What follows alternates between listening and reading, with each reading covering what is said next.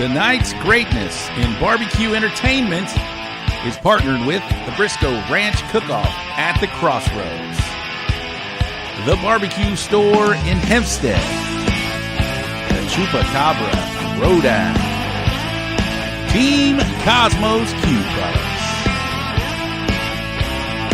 Bull Printing Wraps and Graphics, We Branded Promotions, Texas Oil Dust, Team Rec Tech,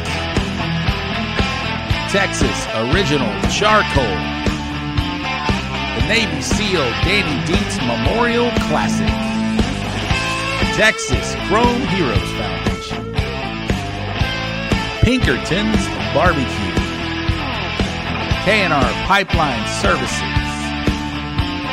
Smokin' Magic, All Fired Up Cookoff, Laredo Roofing Solutions, Half-Fast Cookers, and the Chopping Block in Webster and Victoria. Thank you for supporting the So Smokin' Gooder Show. If you're gonna put it in the box, put it in the box.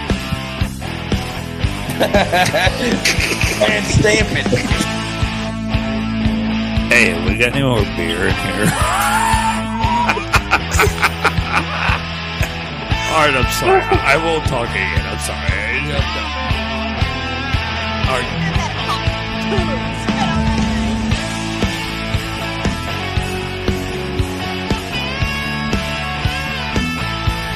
Talk about buttered sausage. Talk about buttered sausage, where it comes from, what it does. Why is it doing what it's doing? Get it out of my face. What about buttered sausage? That's not your jam. It's not your thing. You don't like it? It's not my jam. I don't buy jam. I buy honey, and I kiss it on the lips. I call it bass boat. Bass boating? If you ever seen a bass boat go down the water and everything like that? Oh, and he nailed it. Oh, shit. Hey, what's up? I'm Cosmo, and you're watching the So Smokin' Gooder Show. So grab a drink, park your ass, and don't forget to smash that subscribe button and ring that bell so you don't miss a thing.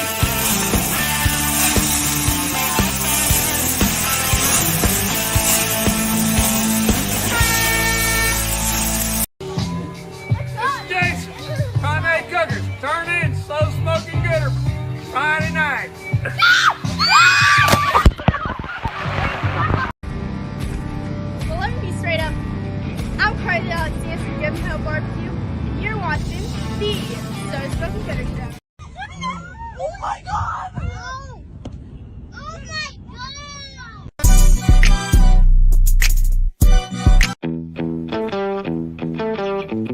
I'm Phil Breeden, owner and founder of LC Barbecue, and you're watching the So Smokin' Gooder Show. Are you ready to turn up the heat? 1. Because you've just tuned in to the one and only So Smokin' Gooder Show. We're coming to you live from Bullhorn Barbecue headquarters in Cypress, Texas. This is the show where we talk all things barbecue and brews, and you better believe we're here to have a good time.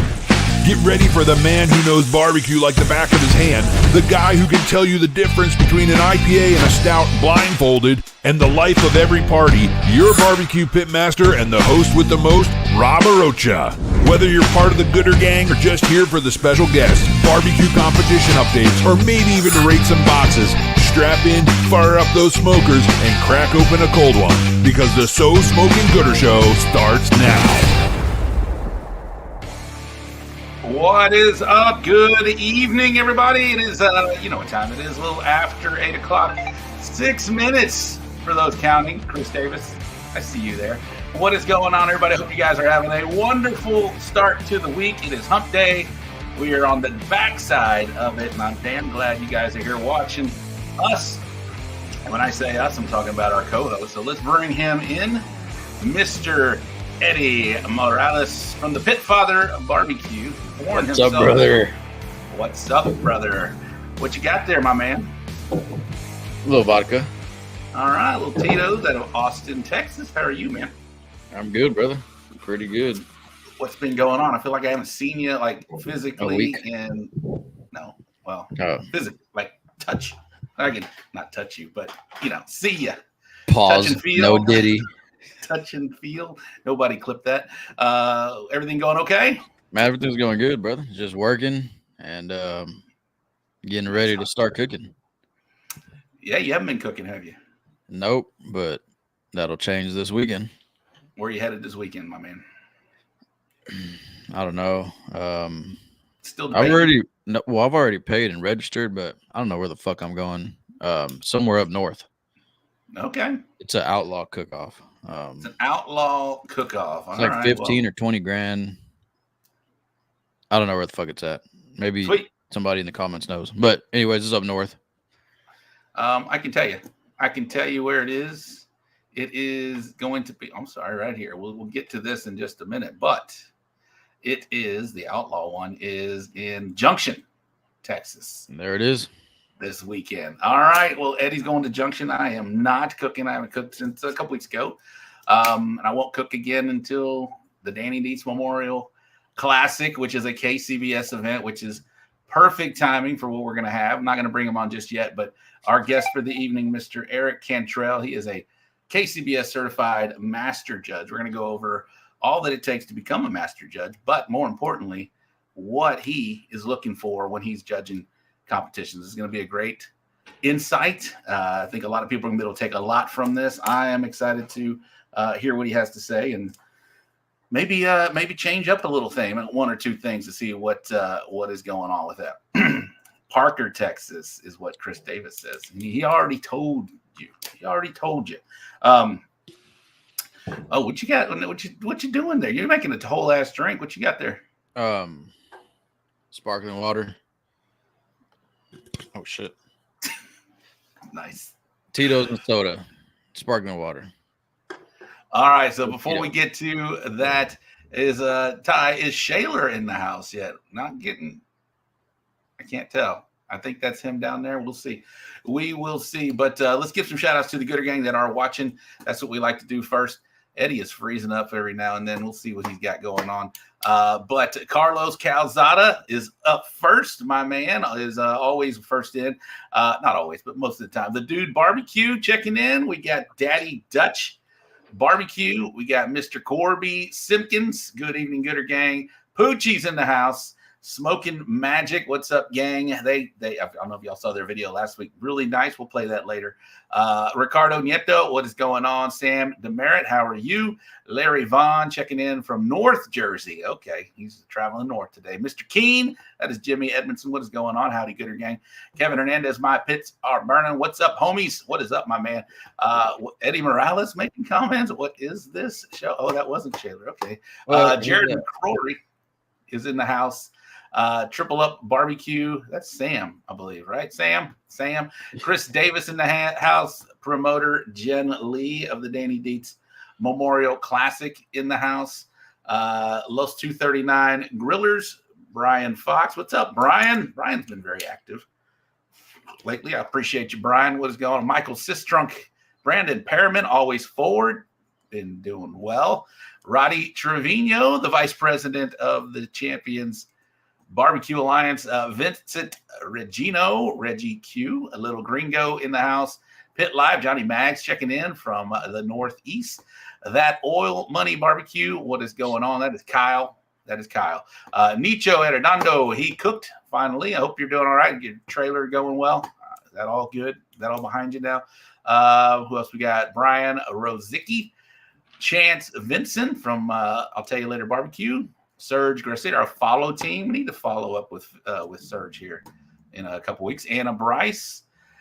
Wish I was getting to cook, but Cruz has football every weekend, so we won't get to cook. Hey, tell me about it. Baseball here. Baseball is starting back up. Teresa Edmondson, what's going on, Teresa? Enrique Munoz, what's up? Carl Davis checking in. Tim Kirkendall. Man, we got some people in tonight. Raul Gonzalez, RG3, what's up? There he is. Sergio Chapa, Coyote Cookers. Who else we got here? What did Chris say? Eddie, can we get Clyde on the show? That's my dog. Oh, all right, cool. Get them on. Lance checking in. Chris Main. Wes Garrett, producer Wes, also piglytically incorrect. Great show last week with Wes. I enjoyed that very much. Good times. Good times. What the fuck did I do? What? With you too? I'm just he saying. said F me for some reason. Oh, F you. We're just getting started, bro. Manuel Moreno, Chingon, Barbecue, Donnie Howard, what is going on? Cecilia, thanks for checking in with Lone Star Licious. All right, what's up? We also got DD Barbecue watching. Where? I don't see him. He texted me to tell you that he's watching. Oh, DD Barbecue. Thank you. Thank you. And Roy checking in. What's up, Roy? And John Rodriguez. All right. Thank you very much. 70 in already before we start the show. I told our just didn't want to forget. There it is. Yeah, F you for later. That was a preemptive one, Eddie. That's good. I'll take that one. I'm drinking a trusty old Miller Lite with who's man. that? I found that koozie yesterday when I was cleaning up my garage. Everybody know who that is? Play the clip, Ty. You got the clip? Play the clip.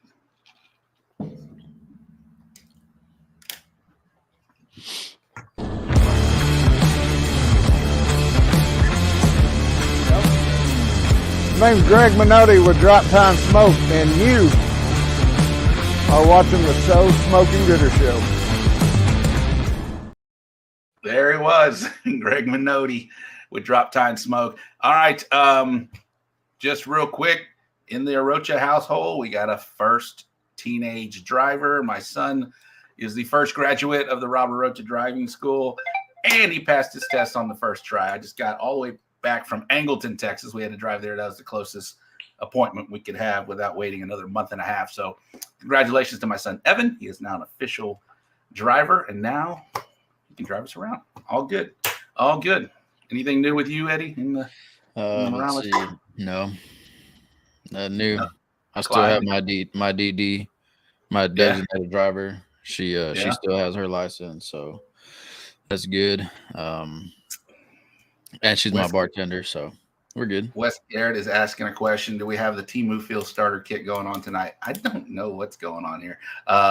Who's this West and Okaliki. All right, real quick, we're going to bring in Shaler Chapa. He is with the All Fired Up Benefit Cookoff. He is promoting this. You guys have heard me talk about it for a couple months now. It's going to be in March, but I want to hear from him. I want you guys to hear from him. This is going to be a big event in Pleasanton, Texas. Remember the old Turn and Burn in Pleasanton, Texas? That was a very successful, very well-attended cook-off, and we're trying to do the same with the All Fired Up benefit. So Ty will bring on Shaler Chapa with the All Fired Up benefit cook-off. What's going on, gentlemen? Who we got here tonight? Rob, I got Steven Wilson with me tonight. He's the founder of the All Fired Up. How's it going, Rob? Very well, man. I would love for our group here, the Gooder Gang, to hear directly from you guys and at least put a bug in their ear, because I know this event is still 6 months away, but it's always good to get people thinking about it early on. Yes, sir. Sure. Ready. We'll get old Eddie over there. He got to come out. What's up, brother? Yeah. I'll be there. Is there any way to turn your phone sideways real quick? Because we can barely see. Boom. There we go. Much better. Much better. We got the full beard and the mustache perfectly lined up. Don't let Mighty about that mustache. There you go. All natural. That's a young man. He looked older when it was turned the other way. I was like, okay, we got us a young man here. All right, let's hear about the contest, gentlemen. Yeah, so I kind of had the idea back in 2017. This will be the 8th annual. I work for the sheriff's office here. I've been there 13 years. There was a guy in maintenance that had cancer, so I wanted to do something fun for him to kind of raise some money for him. And if you see my hat, it used to be a shooting competition as well, nice. Shooting competition. And so we started that, and we raised $10,000 for him. So I was like, hey, let's pick somebody different every year and see if we can raise the same for those people. So we've just been doing it every year. This is the 8th annual. We've given away $70,000, so $10,000 every year, and we just want to grow big and do give to more people. Awesome, Shaler. You had sent me some talking points a while back, but since you're on, This year we're gonna be. It's gonna be a state championship again. Brenda will be the head judge. We've got 10,000 guaranteed right now. We plan on getting it, getting some more money to that. Hopefully by the time comes, but for sure it's gonna be guaranteed 10. And then we're gonna have a car show Saturday. Tossing around the idea, we'll have a car show and cornhole Saturday. Toss around the idea, maybe having another goat roping or something. Friday night, that's for sure. Friday night or Saturday to get people there. We're gonna have we've got to have judges, so that's the reason we're gonna make stuff come in Saturday, and plan on trying to get some live music throughout the day. Just make it a party. Get more people there for the cookers, and to raise money. The more people, the more money we raise for this 8-year-old little boy that's in need this year. Awesome. And the dates again are March 21st and 22nd, 2025. So still some time to get involved here, but I just wanted to make sure that people knew about it, early on, and kind of get that set on their calendars, because this is going to be a big event. You guys, if anybody remembers the old Turn and Burn, that was in Pleasanton. That was a great contest, but I know y'all are separate from that. But for people that have traveled to Pleasanton, I know we've had a couple of contests here, and that's it's a great area, and a lot of good cooks in that Central Texas area that go down there to do that. Eddy included. What's that? Sorry about that. We brought Wade McBee on, so he's up with us and getting his contacts out there.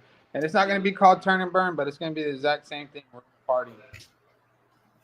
And that was a party, man. If you guys ever cooked that one, that was one of the first times where I actually saw walk-up music. It wasn't for a particular team, but every time they person would walk up, that's where the music would start, and that was one of my first experiences with that kind of scene and that setup and that deal. So Wade did a great job, and we brought that over for that idea to the CBA. So this is awesome. So I'm excited to be a part of this deal with you guys, man.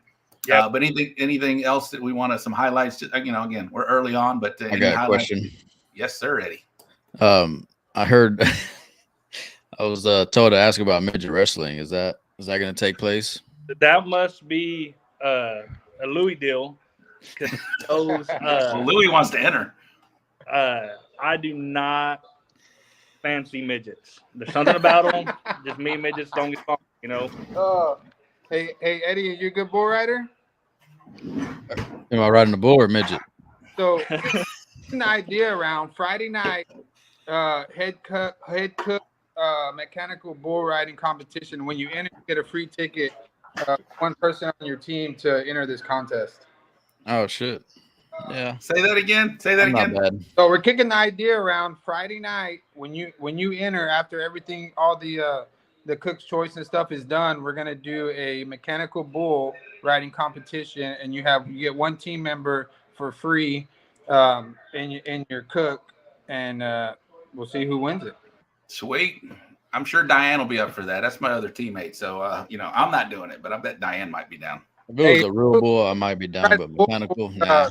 Cookers, right? What's that? I said, who's going to be riding the bull for Coyote Cookers, right? Sergio, right? Oh. Yes. Man, it sounds awesome already. A lot of deal. Let me go over some of those highlights that you got, Shaler, you sent me. Yes, sir.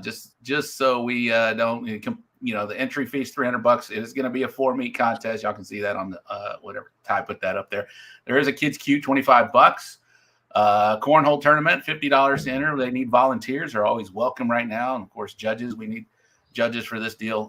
You can donate, contribute financially for the event. But again, this is for a great cause. Proceeds will go directly to the beneficiaries, offering them support in hopes of their times of need. So big time event. Again, still 6 months away, but never too early to start talking about it.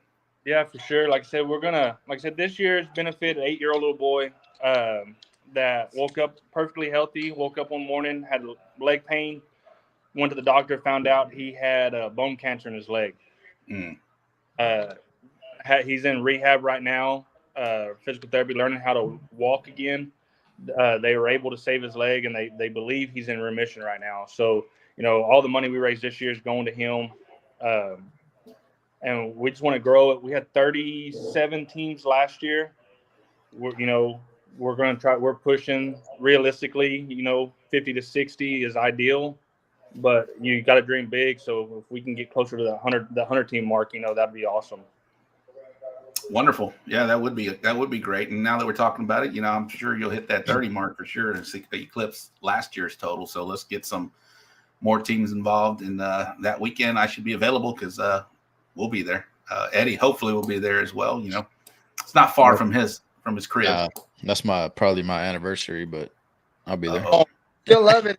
Oh, get her a bull riding. We'll make it work. But if anybody has a question, they can feel free to reach out to me. Reach out to our Facebook page. We'll get their questions answered and get them taken care of, whatever we need to do. And watch our Facebook page. We're doing monthly waffles. Some pretty cool stuff. Just to raise more money and draw the attention to this deal. My number's at the bottom of the flyer as well. If you got any questions, you can't get a hold of Shayla. Say your Facebook page, and Ty will post that up. And Facebook page is gonna be all fired up benefit.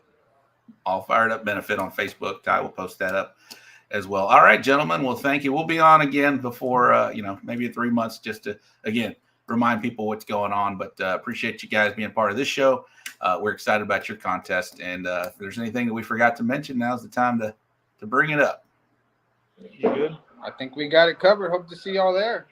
All right, gentlemen. Make sure you get the midgets ready. Get those midgets ready. He said, make sure y'all get the midgets ready. Man, that's gonna be a hard pass. I'm for anything to make money. I'm down for it. There you go. Well, y'all continue watching. We're gonna have some great information on some KCBS boxing and Rob, I'll see y'all at Danny Dietz. Okay, awesome. We'll see you there. All right, y'all have a good guys. Have a good night. Absolutely. There they are. They're with the All Fired Up Benefit Cook-Off coming up March 21st and 22nd. Can't wait for that midget wrestling, bro. That is going to be a good one. Yeah, 21st, second. It's at the park. There it is right there. The Show Barn Road in Pleasanton, Texas. Tascasita. How you say that? Tascosa County Showdown. All right. Eddie, are you ready to bring in the guest of the evening? I told him 8:25, and we are right on time, my man. It's 8:23. We can give him 2 minutes. All right, we'll give him. No, I think he's ready. Bring him I on. don't know. As long as he's wearing his hat. Normally we do a prep. We say, let's make sure everything works, make sure everything's good. We try to run this kind of somewhat professionally. I didn't know, but he looks different than when I've seen him before. But Ty, let's bring him on. We're talking about Mr. Eric Cantrell, Certified Master Cook. What's up, boys? He looks like a former guest that we've had over here. This isn't Timu Phil. This is definitely not Timu Phil. This is Eddie. Which one is this? You said it earlier. This is probably like Facebook Marketplace Phil or something. Piney Woods, Mississippi. I go by Still Breathing. This is Still Breathing. Looking a lot like our good buddy Phil Breeden. But yeah. Where are you from, Still Breathing? Piney Woods, Mississippi. Piney Woods, Mississippi. Is that on the east side or west side? Just north of D-Lo. Very nice. Very nice. How long you been in the game? Still breathing? Yeah. I'm not really in the game, but I thought I'd stop by tonight here for a minute. So if you guys want to pull me down here, I'll get the real guest on the show. Yeah, let's pull him down. Well, thanks for stopping in. I appreciate it. I've never seen Phil wear a chicken fried shirt, but this is your cross. It was free. Cross-pollination of the two groups. All right. Well, that was still breathing coming in here. I thought we were gonna have Eric Cantrell on, but not quite. Hey, real quick before we get Eric on, football season kicks off tomorrow night. Ravens and Chiefs. Who's your team, Eddie? The fucking Texans, bro. Mm-hmm. All right, what's your prediction for the Texans? I don't know. It's kind of hard to say. Who's gonna be in the AFC Championship game? Who's gonna be in the NFC Championship game? Well, I'd like to say the Texans, but all right, who are they playing? Man, I gotta look for it, but I had my Final Four. Okay, I'll check it out. I'll pull it up here in a minute. I got Texans, Cowboys though for sure. I got Texans, Chiefs. I really like what the Lions did. I think it's gonna be a rematch, Lions and Niners, and I would love to see a Texans Lions Super Bowl. Can we kick this guy off the chat? No, we didn't. Which one? Still, no, fuck the Texans. Oh, Bo Daniel. Hey, man, Cowboys did good. Like I said earlier, man, they got Zeke. They got Zeke back. Super Bowl, baby. Super Bowl. All right, I think we're ready for our next guest. This guy is a certified KCBS Certified Master Judge, not just a judge. He had to went through a process, which we're going to learn about, to be a certified Master Judge. He's judged well over 100 contests. He's got some big time insight. He's going to be able to teach us something.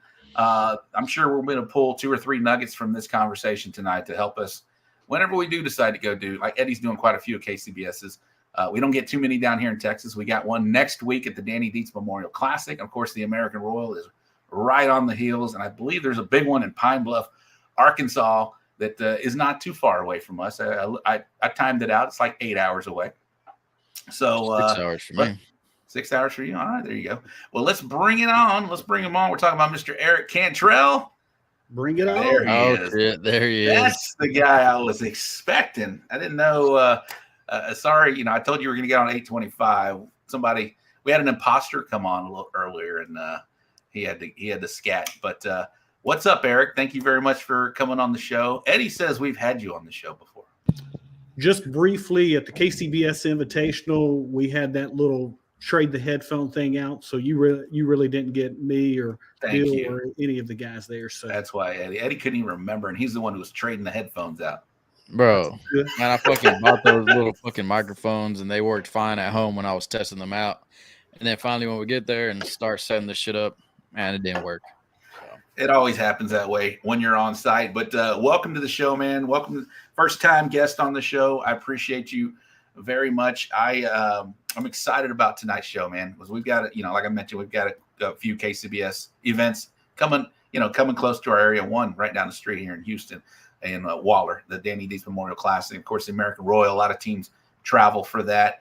I believe you got some really great insight into, helping some teams that are able to, at least give themselves a better opportunity, a better step forward to compete in the KCBS. So please introduce yourself. Where are you from before we get started into this deal?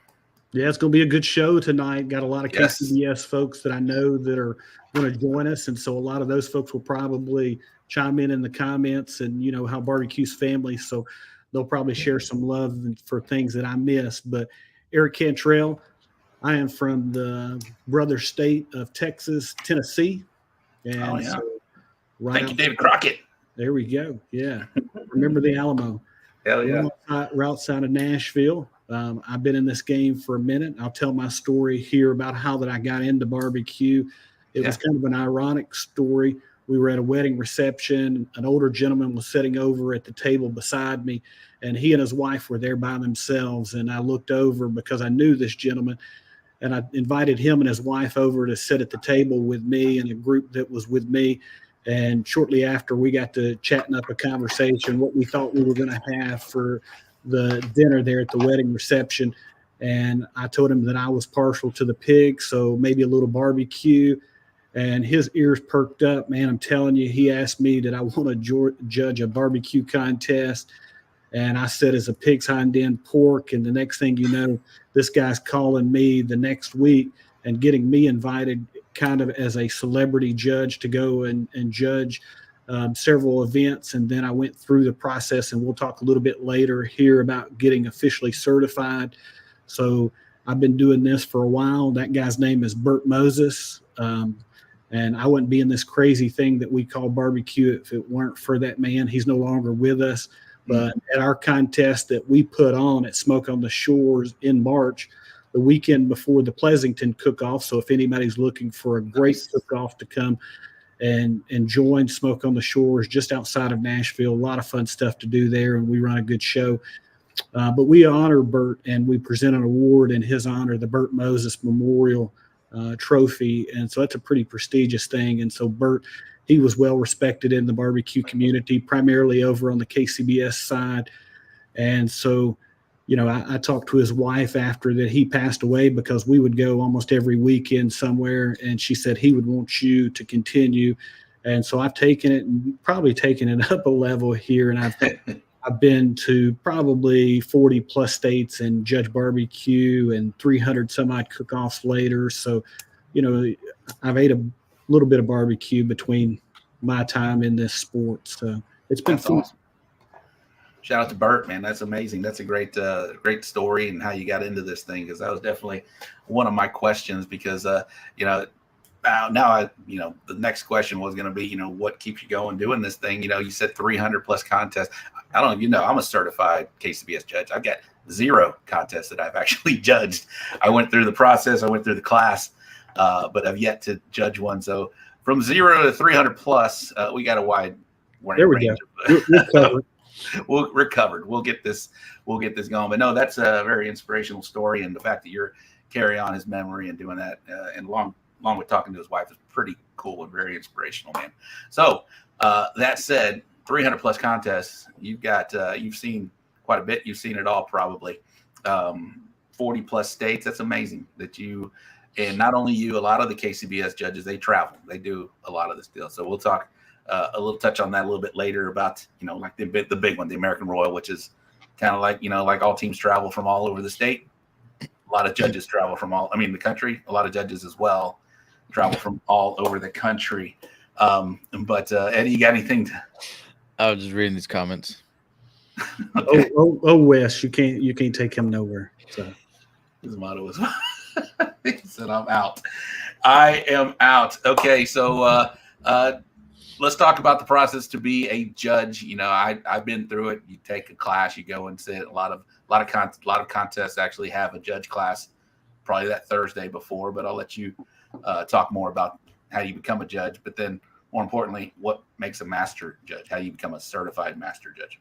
Yeah, there you go. So KCBS, we have a program that folks that are looking to get into barbecue, they will go and take a class. And these classes, you can look at KCBS's website and find out where that they're held. Little plug, there's one coming up here right before the Danny Dietz class. So any of you Texas folks, whether you're on the cook side or folks that you know that want to get in over on our side and come in and taste some great barbecue, there's an opportunity for you. So you'll go through that class. You've got certified KCBS instructors that will lead those classes, and you'll have pit masters that will actually cook for the judging class. And they're cooking in a manner to where that you're going to get food from all different perspectives, because as a judge, you're not going to get everything that is going to be amazing food. I know that's probably disheartening to our audience for me to go ahead and throw that nugget out there early, but they try to train you to where that you can see a lot of different factors in that course that they're giving you in one day. And so inside the judge's tent, there's several different roles. Obviously, the one that is probably the most coveted is being a judge. And so once you go through that instructional class, then KCBS, they will award you a KCBS number to where that you can then go out there and sign up for classes. But also, other than a judge, there's some other roles and duties that you could do for a KCBS contest. Table captain, you have number changing up at the front, leftover table, etc. So everybody that is part of a KCBS event, what we always tell them, because at the end of the day, you never know how many people that are going to come, especially for you guys down in Texas. Man, y'all blow me away with people rolling in Friday night at 10 o'clock for a contest. Well, KCBS, we got a little bit more structure to that. And so, you know, you'll see teams will roll in Wednesday, Thursday, etc. And most of your event organizers, they already have a feel for what they need. So that way that they can prepare for the judges that they need. And so judges, obviously, they're all across the spectrum. Like myself, there's probably a handful of us out there that hit it pretty hard, that spend as much as what teams do a lot of times going to some of these cook-offs. Traveling, obviously, you hear folks say that it's not cheap. Well, it's not cheap, for the judges as well, because they're staying in hotels, they're going and traveling pretty good distances. Obviously, for KCBS, there's not a lot of them that are there in Texas. And as Fred and some of the Texas guys that I met early on will say, it's 10 hours before that you even get out of your state. So you couldn't leave the state of Texas sometimes, and you're still driving 8 to 10 hours. So I'll tell you that the judges, they're serious about what that they do. In all honesty, the judges out there, they want to, and I'm speaking for the majority of them because, we're a family on our side as well.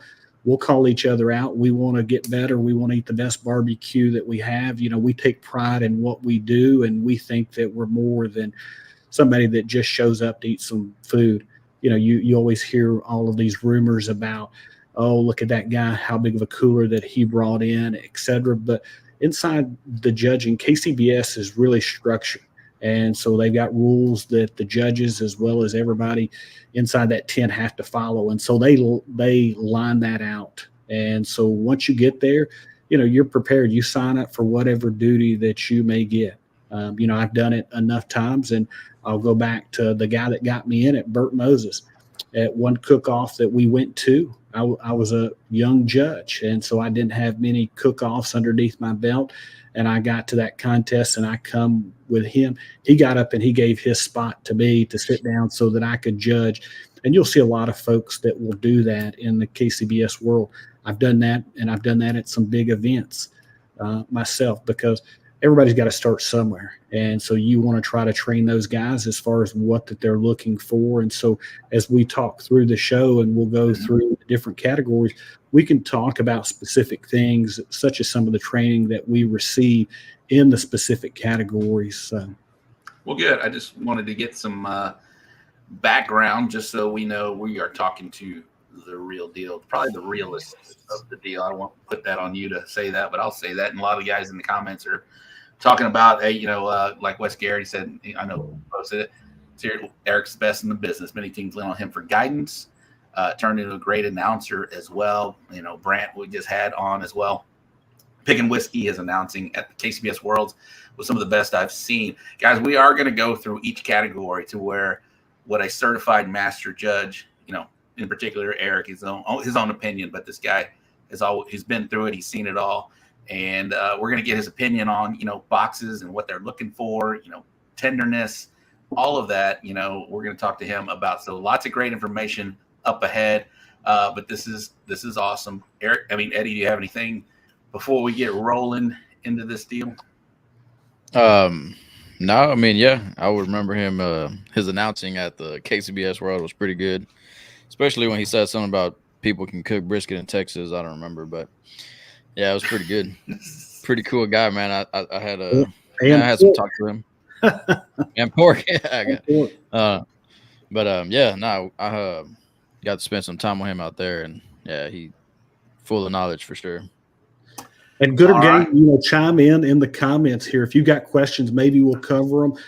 But if not, we'll try to circle back to them. So especially Texas folks that's not been acclimated to KCBS, this is to help you. So real quick, and I do want to add, you've judged some CBAs down here, maybe a few IBCAs, I don't know, but I know I've seen you at CBAs. You've been in the judging room, kind of doing your part, not only just being a judge, but helping us out and doing that. So I appreciate you. And we are talking to a really knowledgeable judge, somebody that travels the country, somebody that takes this very seriously. So we're going to have some great feedback, great interaction here. So if you're ready to get started, we're going to start with some categories.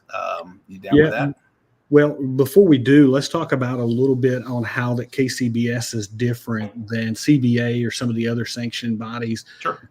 That the folks.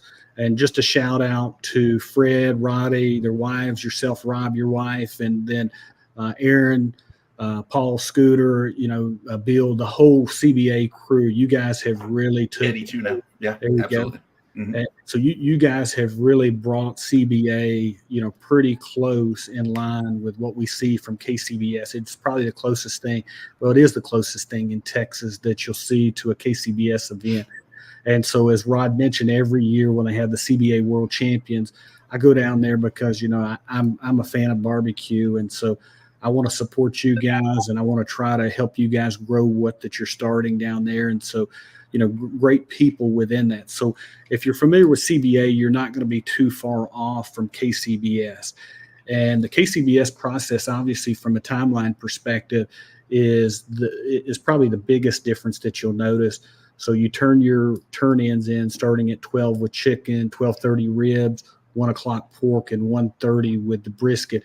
And you got a 10-minute window, 5 minutes before and 5 minutes after. And so after you're turning those in, they'll go through a process because each of your turn-in boxes will have a number that's written on there, and you'll have somebody that will churn that number into a different number with a sticker that's on top of it, and that's called our number changing piece. And so that's how that KCBS maintains a double blind system.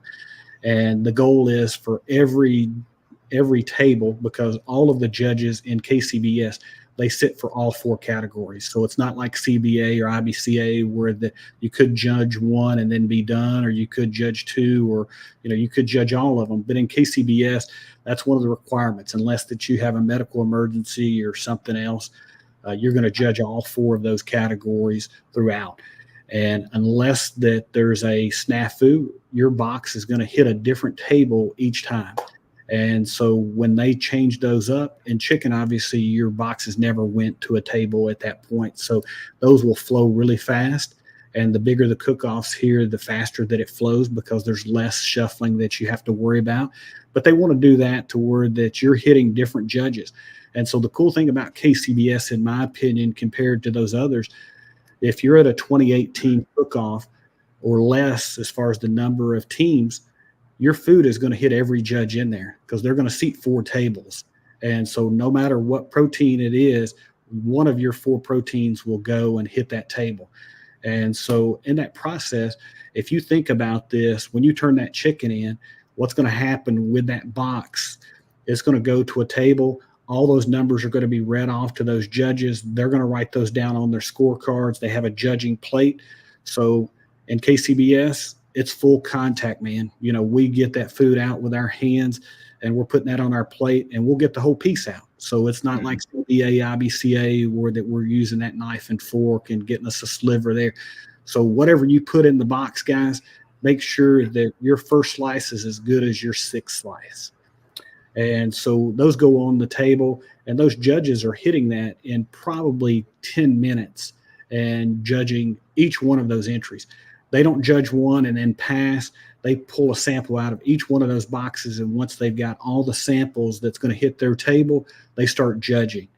And so that process usually only takes about 10 minutes, maybe 15 minutes at the most, and they're taking 1 to 2 bites maybe of those entries. And so if it's something that's really good, a judge could go back in and take another bite. If they're on the fence, there's no 10s in KCBS. Our scoring system is typically 5 through 9. They've taken out some of those scores that have not been used, and you'll have some of the others that we very rarely use, only when something bad happens. But for the most part, and we'll talk about this, and so what does those equate to? A 9 in KCBS is what we say is excellent. And on the judge's scorecard, it's going to show them that. There's going to be an MP3 that will be played for all of the judges prior to the judging. So even if they've judged 100 times like myself, or if this is their very first contest, they're going to go and they're going to hear this, and it's going to go through all 4 categories. So 9 is excellent, 8 is very good, 7 is good, 6 is fair, 5 is poor, and 2 is inedible. And 1 is a disqualification, and that can only be given by one of the KCBS reps. So when you think of that, here's a thing that I tell fellow judges, especially newer judges, when I'm sitting at a table. Think about this like you're a school. Most of us have went through school, at least to some level. And so I look at it pretty easy. A 9 like being an A, an 8 being a B, a 7 is a C, a 6 is a D, 5 is an F. And so that kind of gives people some rationale in how that they can go and put all of this in perspective. And so inside KCBS, there's different levels, as we talked about. And one of the things that KCBS has rolled out, because we've got a lot of judges that's been in this game for a while. Mm-hmm. If you're a J-Cup certified, you have taken an additional, like a refresher course. And so if you're a what? A J-Cup. It's like a JCUP. It's a continuing education course for all these judges that's been in the game for umpteen number of years, and it tries to level the playing field as somebody who may have just come into KCBS. So if you become a judge, Rod, say 4 or 5 years ago, there's a lot that's changed in 4 or 5 years. There's rules that consistently change on an annual basis, and so KCBS, their board, they have a rules committee, and they'll implement those at the end of each season and roll those out. So what used to be from KCBS perspective is probably a lot different if you've not taken that course or had a refresher. And you being a member of KCBS, you can go out there and you can take the J-Cup. And so some of the things that the J-Cup will tell judges to do, they want you taking your bite from the meatiest portion of that entry.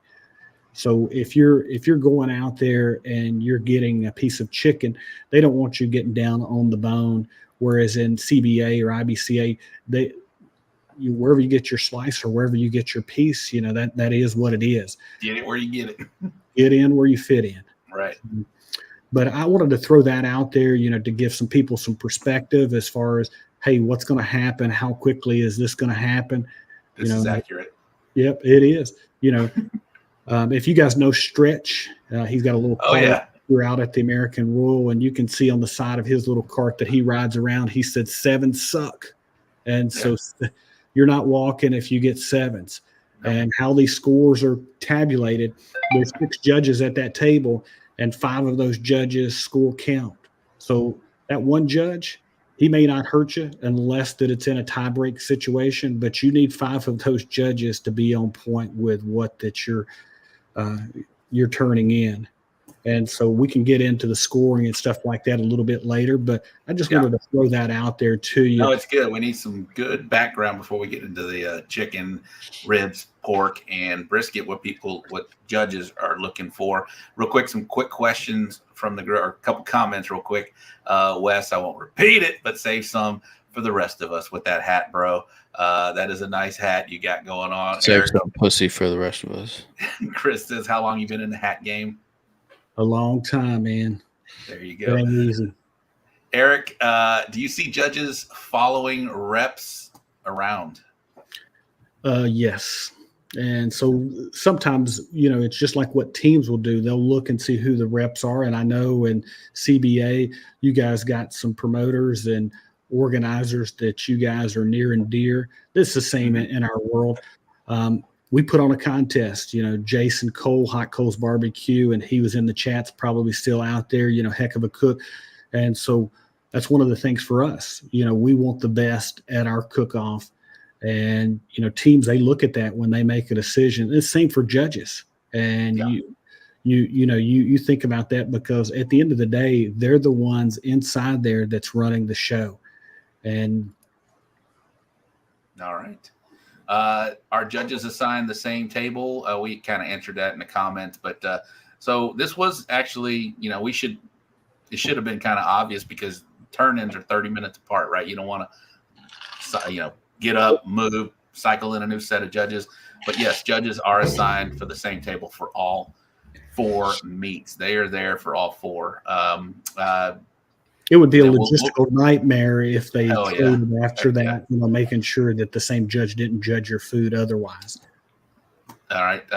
He's going to go over this, I'm sure, whenever we talk about individual meats because each one has a different kind of tenderness criteria, I believe. So how do the judges keep each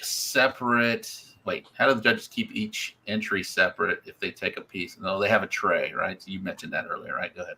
So, it's a cardboard piece, and it's got slots that are marked on there. And so the judges will go in sequential order. The first box they'll put it in the top left-hand corner. second box they'll put in the top middle, third the top right, fourth, so forth and so on. So a judge can get up to typically 7 entries. Sometimes you've had 8 entries, but typically it's 6 entries per table that you're going to get. Again, if it's a 28 team or less contest, you can get up to 7 there, but it depends on where that you're at as far as the number of judges that you have and what KCBS has for a seating program. So a lot of stuff that goes in behind it that will tell the reps and the organizers the number of tables to set based on the number of teams. Okay. Let's get into some categories. You know, we'll talk about tenderness, we'll talk about appearance and all of that. But real quick, we always do the Rate My Box. Eric, I know you've been part of this before. We would love to see some KCBS style boxes out there. So if you have some of those, send those into Ty. He'll put his messenger on there, but send those into Ty and we'll get them on. And we'll actually have a certified master judge do some appearance scores. I'm just glad there's 2s on the fucking scoring because I'm going to give some 2s. You're going to give some 2s tonight. And we are going, you know, we always go on a CBA 10 through 7 scale. Tonight we're going to go 9 through 5, and then 2 for Eddie because he might give out some inedible. Yeah, inedible. Well, I ain't eating that shit. Inedible because Eddie is edible. He's just that should be a new one. Even 8s are inedible. Okay. All right. So let's talk about chicken. Eddie, you're a big KCBS cook right now. You're doing a bunch of those. What are you?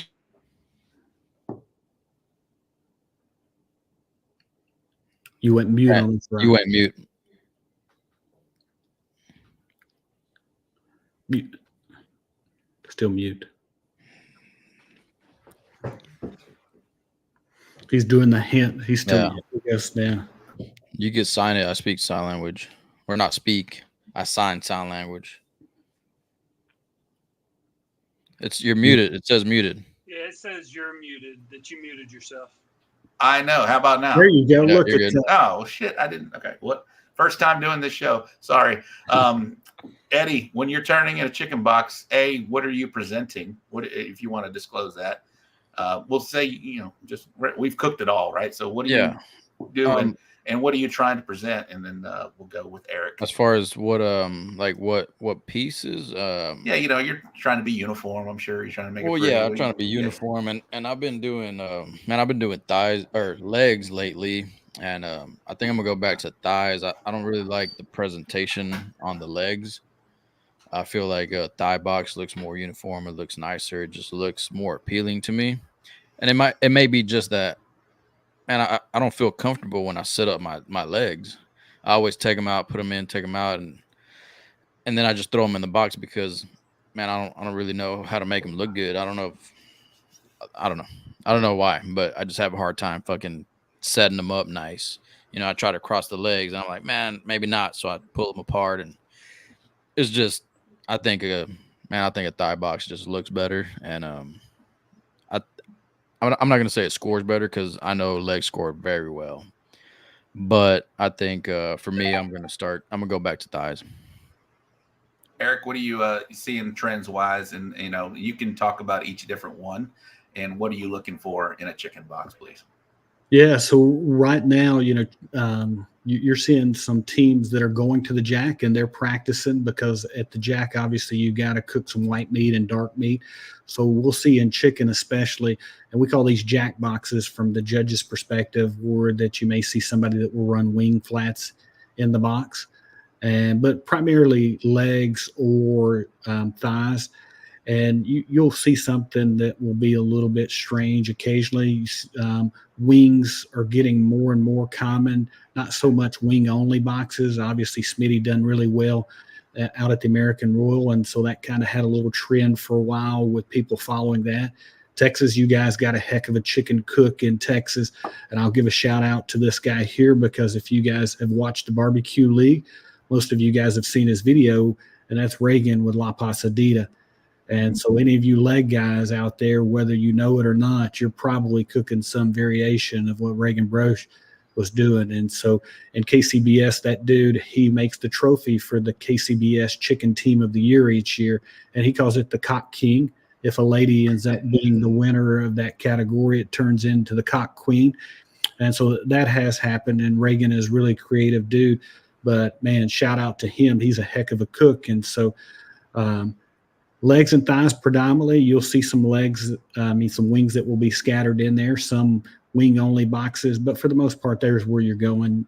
Occasionally, you'll see somebody get creative, and they'll lollipop up some stuff, or I've even seen leg quarters.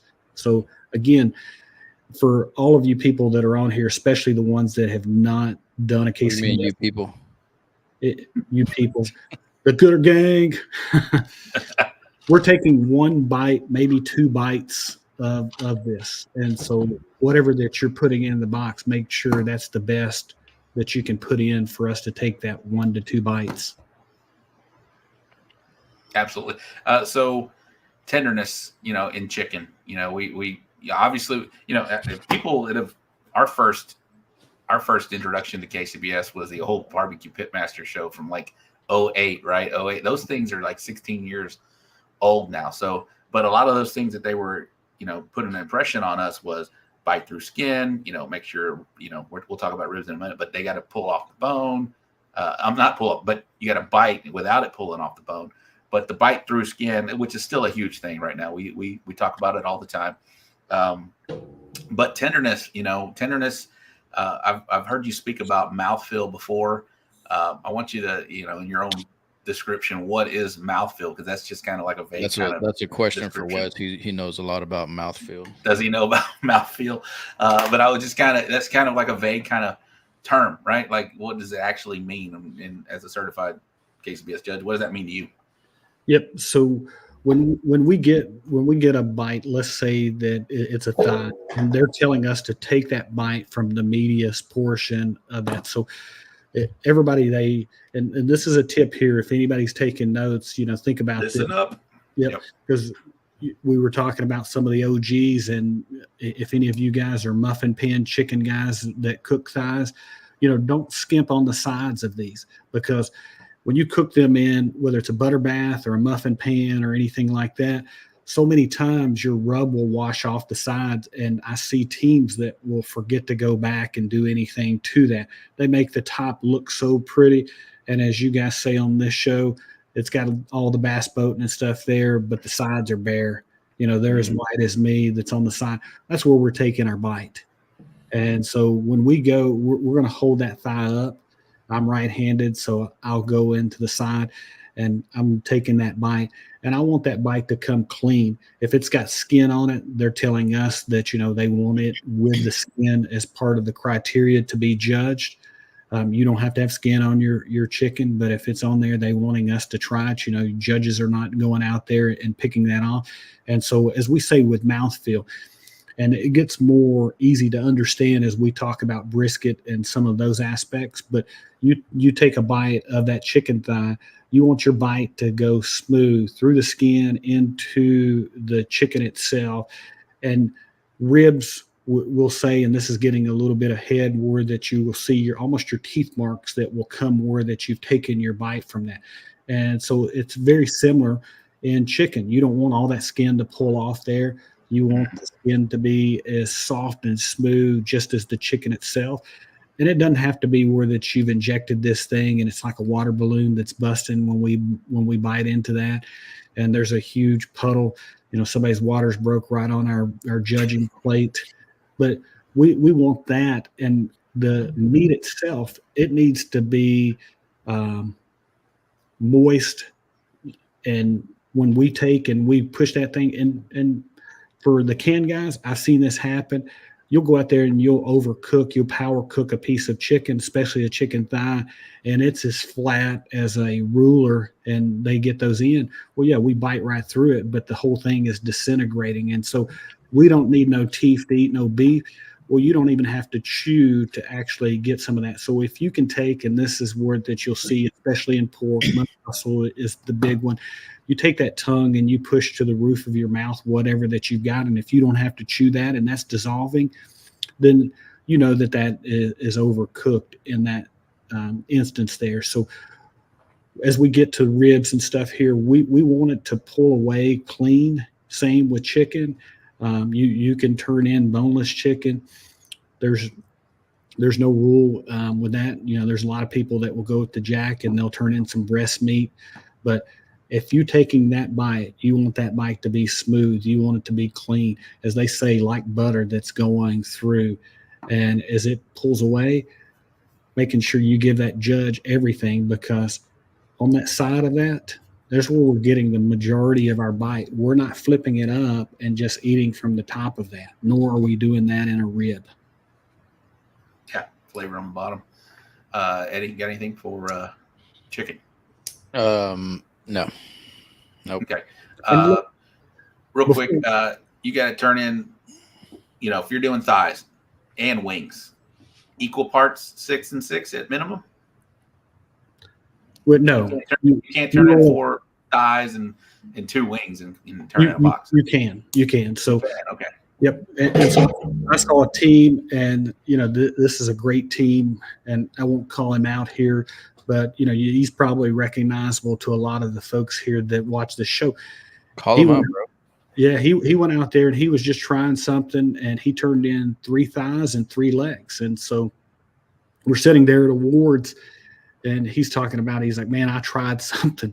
And I asked him what he tried, and he said, I turned in 3 thighs and 3 legs. What's a legal entry? Obviously, as a judge, depending on where that you're at the table, you may have a choice, you may not have a choice. And so I think I ended up getting a leg in that sense, because all 3 of the thighs were already chosen before that they got to me. But it's a legal entry. And so for the teams that are going to the jack, you have to put 7 in there. And so some people will run, like you said, Rob, 6 and 6. That's always thought to be the best adage, but you can put 1 wing in there, and that satisfies your white meat and your dark meat. And so I would just keep in mind here that even though that we're judging on 3 categories, we're judging on appearance, we're judging on taste, and we're judging on tenderness. Some of this is subjective. And so what goes into judges' heads, even though that may not be the rules, don't do that to yourself. And make sure what you put in the box, if you're going to put more than 1 protein in for any category, that it's as good, if not better, than the other stuff. And Eddie wanted me to call somebody out. Hopefully he's watching here. I consider this guy a friend. And so, we were at Cookoff over in East Tennessee, and this guy's a heck of a cook. May have been KCBS Team of the Year, Jordan Kirkpatrick. Oh, nice. And he asked me, he said, try my wings, and asked me what I thought. And this was before that he even turned in, because I was helping the promoter organize the contest. So I wasn't in there judging. So I was out in the parking lot, doing the first round of judging myself with all of the teams. I went over there and I tried his wings, and he said to me, what do you think? I said, I wouldn't put them in the box. And, that's hard, because if you're a cook team, and I'm just going to go ahead and say this, 99% of all the judges that you ask, even whether it's before the contest or after the contest, they're probably not going to tell you the truth as far as what that they think. But that's why I'm a little bit different here. I'll hurt some people's feelings, and I'll give you the truth. If you don't want to know, don't ask me. And a lot of it, as far as my friends, and I'll tell some other stories as we get into some other categories. But I told Jordan, I said, man, you've got way too much time for you to practice wings. You can practice wings at home, but he probably had a legit shot at winning that contest had chicken not tanked him. So that's it's a risk. We're always second guessing ourselves on what to turn in. But yeah, so you can definitely, that was my question about it, what you can do as far as how many of each deal. So you could turn in 2, 2, and 2, and whatever you get, you got to judge it on its own merit, I imagine, and whatnot. But so you just got to turn in 6 pieces of chicken. 6 pieces. So you can do a fucking breast medallion, a wing, a leg, a thigh, a lollipop. Yeah, a leg quarter. Yeah. It's kind of like a full box of pork, right? You can turn in tubes. There you go. As long as there's enough for 6 judges. Make sure that whatever it is, if you got a leg quarter and you're trying to separate that from that leg, Have you seen anything like that come across your table to where you got a piece here of this or a section of what this? Okay. Chicken fried barbecue.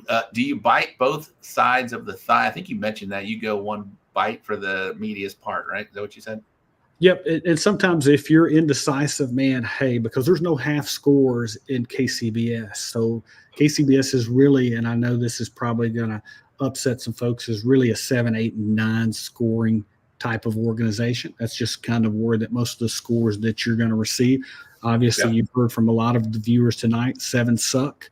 They're not. You're not personal.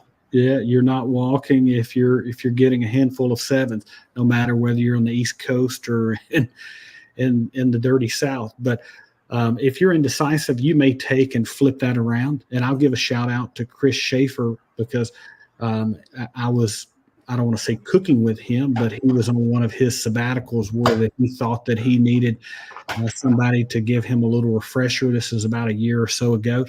And he asked me to come up and hang out with him and Pops. And so I did. I flew up there, and I think it was in Illinois or something. And we come down that Friday night. They had a rib burn. And he said, hey, I'm going to enter it. And I told him after that we sampled the ribs, I said, you might have just got beat by that 14-year-old girl that was cooking this. And so sure enough, and there was only like 20 teams maybe that entered that. And sure enough, he did. And so that was in his head. And I gave him some tips, from the next day. And him and Bill Hine were side by side. And I got to sample each one of their food for every category going back and forth through the entire contest. And they ended up going 1-2. And I called every category, not because I'm something special, but it's just one of these things here that if you've done enough barbecue, you can tell some little differences between the two. So, okay, we got one more chicken question, unless people start doing some questions because this is your opportunity to hear. I got a chicken question too. Okay, we're gonna get Tim's real quick. Eric, if legs and wings are in the box, do you take both? Also, your thoughts on wings. A lot of wing, we're seeing a lot of wing boxes right now.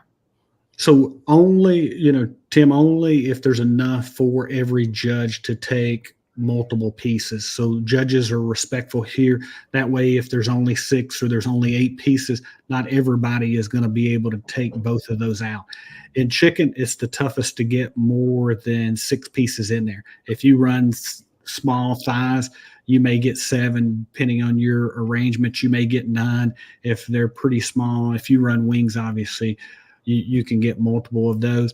What we try to do is to be respectful that there's other people that are not necessarily eating and judging, table captains, volunteers, those folks. So we're there for a job. And as we said early, we take this serious. So we're not going out there and piling our plates up. I know enough guys to where that I can come out of the tent, and if I'm hungry and I want to take something home, I can go out there and ask enough. And the cooks respect that. And so that's what we tell them. Some cook-offs are take-home, meaning that you can, if you bring a cooler of the appropriate stuff, that what's on your plate after that you've judged that you can take those home. At our cook-off, and this has been kind of a sore subject with a lot of folks because we put this cook-off on for charity, a couple organizations, and we donate that. And we want the judges to go out there and be serious and take bites, not bird bites, of that food so that they can judge every entry appropriately. Eddie, you had a question? Chicken? Well, I don't have a question. Somebody has a question. I don't know why they're not commenting. They're just texting me. Says, if the skin isn't bite through, would judges normally write it on a comment card?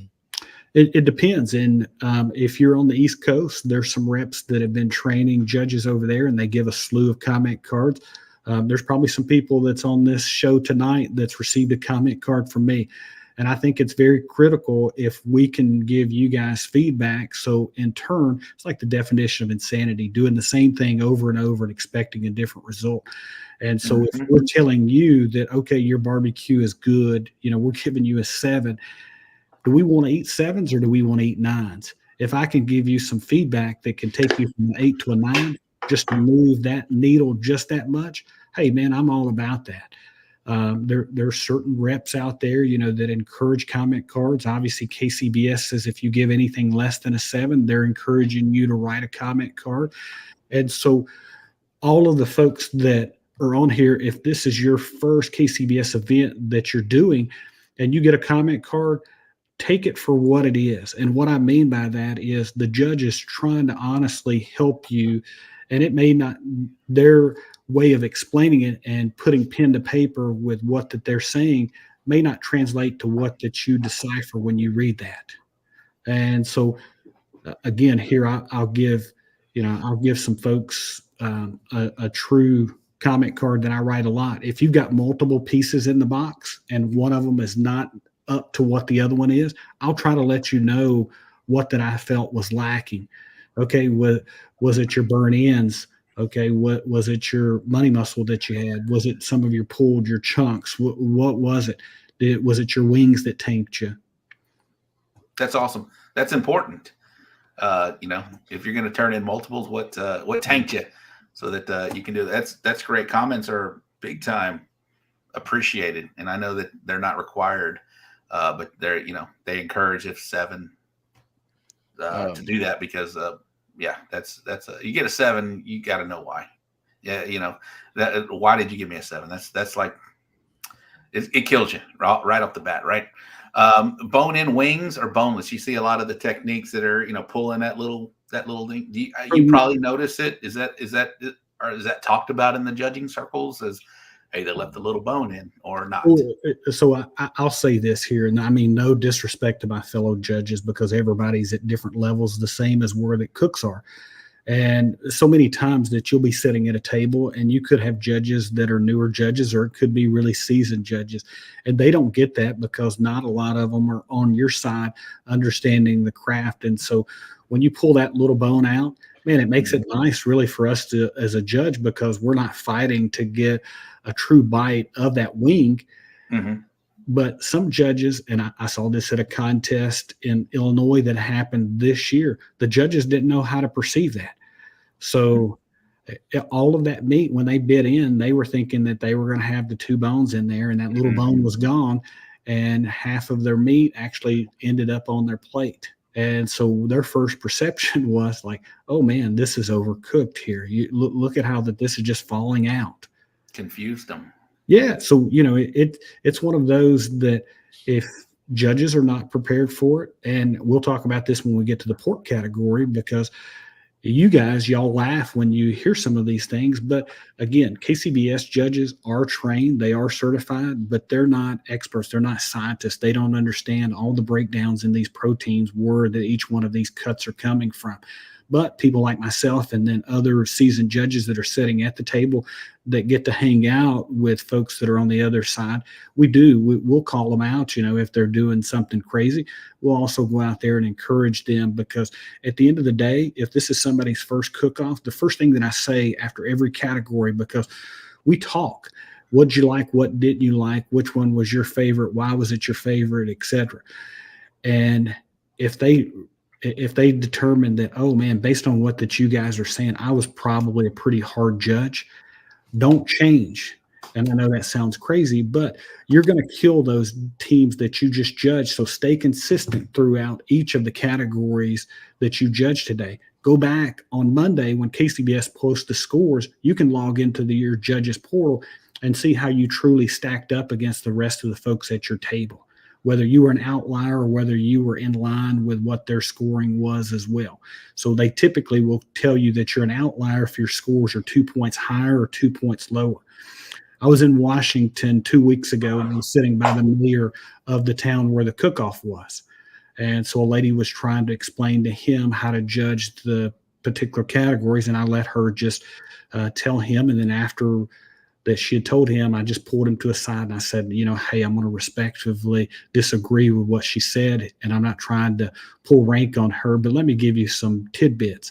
And then I look over at her when she's judging ribs, and she's judging ribs in a manner that it looks like she's made up, and it's totally different than what they teach you through KCBS. And so again, we want everybody to be on the same page. We want it to be consistent, whether it's in Washington State, whether it's in Texas, or whether it's in New Jersey. Yeah. So basically, he said, Eddie, don't change. You know, if you're going to be an ass for 1 week, keep it going. I'll be a fucking asshole every day. I have a question though. Yeah, go ahead, Bo. So if somebody turns in 6 thighs and 6 wings, and the thighs are fucking off the chain, and the wings suck, like, how do you choose on how to judge? You know what I mean? Like, do you lean towards the better or do you lean towards the worse? So overall, so what KCBS is, they're asking you to judge the entry as a whole, and so you're going to get scored based on both of those proteins. So if your wings were lackluster, then unfortunately it's going to pull your score down from just what that you probably would have gotten if you just put those thighs in themselves. I know Duffy's out there saying, hey, his philosophy, I think he says, eliminate the variables. And so many times that you'll see that from teams that go out there and they're putting one piece in for that protein. So you may feel as though that you need to practice those wings, and hey, it sometimes can be an expensive practice, but you're the one that's paying the money. And so when you get feedback from judges, myself, anybody else, and I tell them, remember that judge that you're talking to, and even me tonight, that's only one person. And so I can get you in the game when we talk about appearance. I can get you in the game when we talk about tenderness, taste. It's somewhat subjective, but you take that for what it's worth here with what that you're getting from that person. Okay. We need to roll on because this is great information, Eric, and thank you for sharing your knowledge and expertise with us. But we could be talking chicken forever, but we got 3 more categories to go to, and we got to do some other things that I want to get to with you. Buckle in, ladies and gentlemen. This could be a little 2.5-hour show. So you're okay with that, Eric. We'll keep going. But let's get on to ribs, because ribs are a category that everybody feels like they can cook. Everybody can cook a rib. Everybody's walked in ribs for the most part. Ribs are, something down here in Texas. We strive for that fall off the bone type of rib, that tenderness profile. Obviously, we have to back that down when we go to do a KCBS event. You've done both. You've done a lot of CBAs we mentioned earlier. But what are you looking for in a rib category? We kind of talked about that bite. Are you going for that meatier part? We have questions on ribs. If you guys have questions as well in the Gooder Gang, put them in the comments. We'll highlight those. Eric, just an overall view of your opinion on what you're looking for when a box is presented to you, please. Yeah, so ribs is kind of an easy category, and it's probably the most varying category from what that you guys, as you were saying, cook in Texas compared to KCBS. But we'll pick that rib up, and judges, believe it or not, are smart enough to know where to take that bite from. If you look at that rib, and so many times that you will cut it, and if you don't have straight bones, it may have more meat on one side than the other. And so as the judge picks that up, we're going to go right in the middle. We're not going to go down there on the end of the bone. We're not going to go up there to the rib tips and get all in that cartilage and stuff. And we'll take a bite from that, and we want it to pull away clean, and we're not looking for a crunch. This is not a Vlasic pickle here. Our teeth, believe it or not, are sharp. I know so many times that we get feedback when you hear people saying, gosh, man, my ribs, they were banging, and they were telling me that they were too tough. Well, here's a pro tip. Everybody write this down, regardless of what sanctioned body that you're cooking. And so you go out there and you try your rib before that you put them in the box. By the time that we judge them, it's going to be 15 minutes or maybe even more. CBA and some of the other organizations, it's going to be a lot longer than that usually. And so set that rib that is closest to what that you turned in to the side, and then try that when the judges, and see what that your texture and your tenderness is like at that point. And then you can kind of get a feel for what the judges are actually getting to sample of yours, because so many times, you go and you bite into that thing, and people are saying, yeah, my ribs, they were soft, but they weren't that soft. They weren't falling off the bone. I'm telling you, you would be surprised on how many think that they're soft, and then they're going to get a comment card that they were tight, that they were a little bit tough. There was a little bit more chew to it, the texture on the top. You get the bark on the ribs to where that it's tough. You want a nice, smooth bite, and it doesn't matter which protein that we're biting into, but especially ribs, we're biting in there. And as some of these reps that are actually going to be down at Danny Dietz, they're famous to tell the judges. They want the judges, when they bite in there, that they can get barbecue sauce on both sides of their mouth. That's the way that lets them know that they're getting in, they're taking that bite up against there. And here's another thing, and not a lot of judges know much about this, because you would be surprised on how many that cook and how many that don't cook. But the air hits that bone after you've taken that bite and pulled away from it clean, and it dries and it changes color. Man, you're on to something when you get a rib like that. When it changes color? Oh yeah, it'll be wet, and then it'll dry, and then you'll get a grayer texture on that rib. So yeah, and listening to you, maybe take a little longer, and especially the American Royal might be a little cooler, or it's in November 1st, so you got to take into that account. I'd imagine that's gonna make it bounce back a little bit if it's a little soft. So good advice there, Eric, on that. Ribs are, let's talk about placement in ribs. Smoking Magic have a question: 6, 8, 10 bone box. Does it matter to you? Placement in the box. We've seen up and down. We've seen the layout 6 across, maybe 1 in front, 5 across, 1 in front. Is there a particular one that you like, or is it just each one is its own thing? I like good ribs. I like good food. I like good proteins all the way across. So as long as there's 6 in there, I'm going to get one. And it doesn't matter from that standpoint. But I will, since that Smoking Magic, a KCBS team, and a really good KCBS team out there, shout out to them.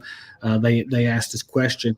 But most of the folks that do KCBS, they know enough of what goes on inside the judging tent to be dangerous. So if I'm sitting in seat number 1 at the judges table, I'm going to pick the first piece of chicken out of that box.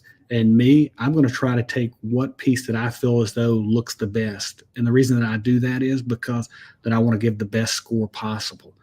I don't want to give anybody a 7. I want to give all 9s if I possibly can, but I'm going to give you the score that it deserves.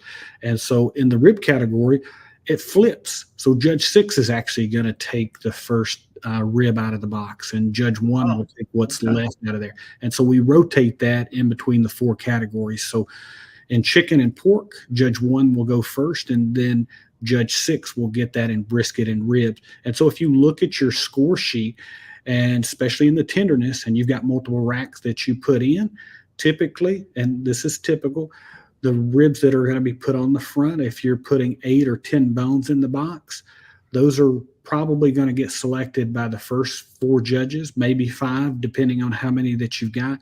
Most judges don't play games and go and try to see what that you're hiding and pull one out of the back, unless there's one that really looks banging. They're going to go, because I'll tell folks, if you put 6 bones in the box, and it's typically a layout where there's 5 across, and there's what we call a presentation bone that most of the people will turn sideways.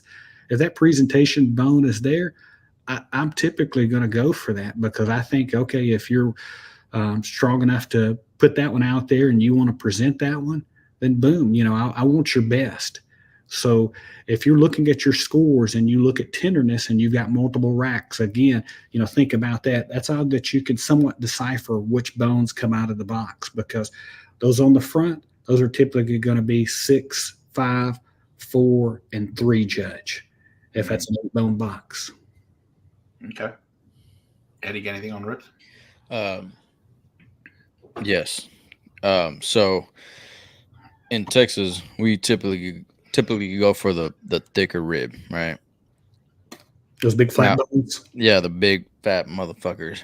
So in KCBS, like, how do you feel about those? Like, do you like those big giant ribs, or do you prefer the smaller, thinner ribs? Yeah, the same with those big thick thighs. You know, I say thick thighs save lives here, and so the same in the rib category. I'll tell you, you know, from my experience, one of the things that I see so many times that cook teams will do, it has that little natural fat seam that will run under a lot of those big bones, and teams will not render that fat out, and so they feel as though, because again, you know, that's from the fattier end. When we take that bite, if it's got that fat seam that's still in there, that it's going to have a crunch that's in there. So there's one of the things that when you put those in, make sure that those are ready to go. And so many times on those big, thick bones, depending on what the butcher does for you on the back of them, a lot of the meat I find here recently has been sitting more on top of the bones.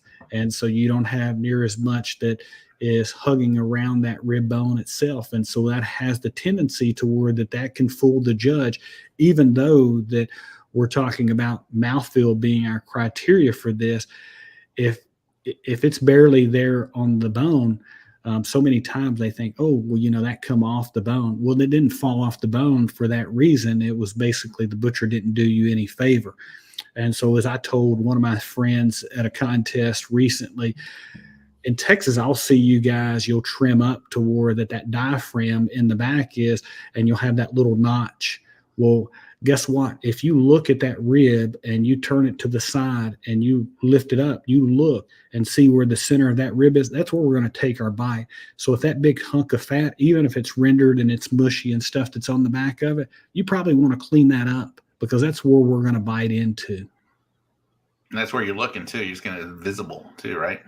Yeah, you know, and at the end of the day, when it comes to ribs, and I told this to Chris, and so, you know, I know Chris said that he may tune in tonight to the show a little bit. I don't think that he'll mind me saying this, but if we're trying to take a bite as a judge, you need to hit us with everything that you got. And I'm not talking about knocking us out of the ball game with all kinds of flavor, but don't skimp on the sides of those ribs. If you work hard and you know that's where it's going, that's where the bite is coming into our mouth. We're not getting, depending on what the size of those ribs, especially those big honkers like Eddie's talking about, all of the stuff that's on top. So if you work hard on those, and I'm not saying paint the sides of the ribs, but make sure that you put something on there from a flavor perspective. Chicken and ribs, those two categories are the most saucy in any of the sanctioned bodies that's out there. We want it to be, when we pick that up, it's not like that it's dripping a bottle of Blues Hog off of there. You know, shout out to Tim and Brother D and the boys and stuff. But, you know, he sells enough product there, but make sure that it is a meat contest. You're muted again, bro. I am. I'm sorry. Couple questions from the Gooder Gang. In appearance, is color subjective for the judges? Are you guys looking for a specific color, like chicken, maybe a lighter or a darker? Ribs, mahogany, pork, same kind of way. Is there something that maybe looks more appealing to you as soon as you open it up? You're like, okay. Yep. So we eat with our eyes, and so it's not necessarily on color; it's based on appearance. And so I'll tell new judges here, when you flip the lid on that box, and Eddie's been ruthless on this, on rate my box. You know what I eat that box if it was given to me here, when I drive 10 miles, you know, to get that box, etc. Because we're eating with our eyes, and that's really what the appearance is. And they train KCBS judges. You're judging to the standards of KCBS, not to what your personal preferences are. So you notice tonight that I didn't share, you know, what my personal flavor profile that I want, because it's not what that Eric wants. Because if it's good food, you know, we judge it accordingly. Okay. Similar question, appearance-wise, ribs, mahogany color, a little lighter, a little darker, heavy sauce.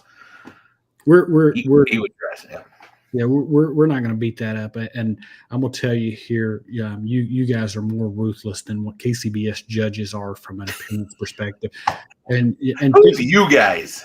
Well, everybody that seems like that they're on here, and so tonight, you know, it'll probably seem like I'm a nice guy. I don't give out participation trophies. If you're going to win, and you're going to win in KCBS, your food needs to taste good. Ugly food can win. Personal question to you from Jen. Are you coming to the Denny's? I know you're going, but are you coming Thursday or Friday? When are you showing up? Well, it'll probably be Friday, just based on work for me. But all right, you driving over here? You flying?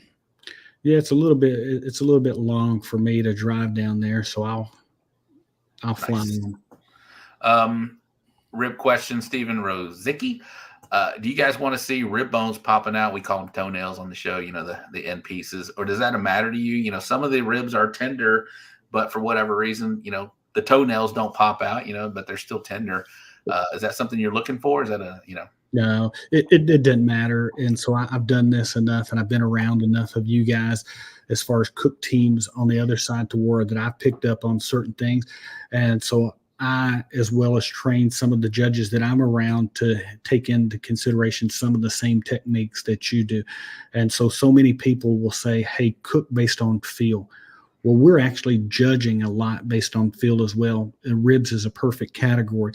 You pick that thing up out of the box, you can almost tell from a tenderness perspective based on the feel of where, if it feels like, that I could hit you and leave a bruise with that particular thing, your tenderness score is probably going to mirror something of that nature. If it feels like that I can pull all of the meat off of the bone, because we're going to get in there with our hands, and you'll see that more in pork and brisket. But, those are things that judges are now picking up on. And so, hey, you as a cook, use what God gave you from those, and those will tell you a lot where you're at from a tenderness perspective. Okay. Most teams are taking multiple classes to get better. Should there be even more continued education opportunities for judges to get better? Yep. I agree, because again, we want to be considered the best on our end. And, there's a lot of us out there that are really passionate about this. We want to make sure that we do our justice, and you guys are coming to these cook-offs. We also want to be known as the best of the best on the other side of the coin. And so I think that any way that we can stay up on all the stuff that's changing with you guys, it just makes everybody better, especially for this sport. More education to where that they understand more of the in-depth. I think, that's probably something that I would like to see, where judges will take a deeper dive into understanding what they're actually judging. They know it's pork, but they have no idea sometimes where that pork's coming from. Okay. And as we get in that category, I'll tell you some more there. Absolutely. Pork is next, brisket. And then I do want to get to, you mentioned something earlier, but we want to talk about your Mount Rushmore barbecue homies, and then we'll get out of here. This is going to be a little longer. Thank you for sticking around here. You're providing a lot of information, but now's your time. Eddie, you guys can go kick the tires for just a minute, and I'm going to do the bull printing wraps and graphics wrap-up recap, the upcoming events. Then when I come back, Eddie, you can ask him some questions while I go do the same. But for now, Ty is going to play some music. Y'all can take a break for just a minute. You guys stick around. Gooder Gang, your guys are asking some excellent questions. We have an amazing guest tonight, a certified KCBS Master Judge with us, providing some excellent information. Ty, what do you think so far, my man? This is right up my alley. This is a lot of fun to listen to. I love the comprehensive look into it. Like, not only are we looking about like what the flavor profile should be, but where to eat it. Like, that's something that came up before. You said like, the medium portion. There's right. Some great nuggets that are throwing out absolutely. there right now. I love it. This is great. I'm sitting taking notes. I've taken a full page. All right, we're going to do the bull printing, wraps, and graphics wrap-up recap. Nothing in CBA last week, but in IBCA, there were three. The 12th annual barbecue on the banks of the Guadalupe River. The grand champion, Adam Luna. Congratulations to Adam with Black Label Smokers. And the RGC was Bill Purvis from Chicken Fried Barbecue. This is Bill Purvis with Chicken Fried Barbecue, and you're watching the So Smoking Gooder Show. Boom. All right, Labor Day Music Fest grand champion Aaron Cruz from JWS Services, RGC Ben Acevedo, Boss Crane. Are you a crane company, Ben? Are you watching? IBCA Showdown, the big IBCA Showdown. Grand champion was Bill Manning from BJ's Blue Smoke Barbecue. The RGC was Mike Gomez from Mike's Q. Special shout out to Jen and Tom. They had a second place chicken. I know she's been working real hard on that chicken, even though Eddie's been killing it. Outlaw Nothing over in Lone Star. The Cow Kick Barbecue Cook-Off Grand Champion was Robert Nelson. Barbecue, the RGC was Mr. Phil Breeden from LC Barbecue.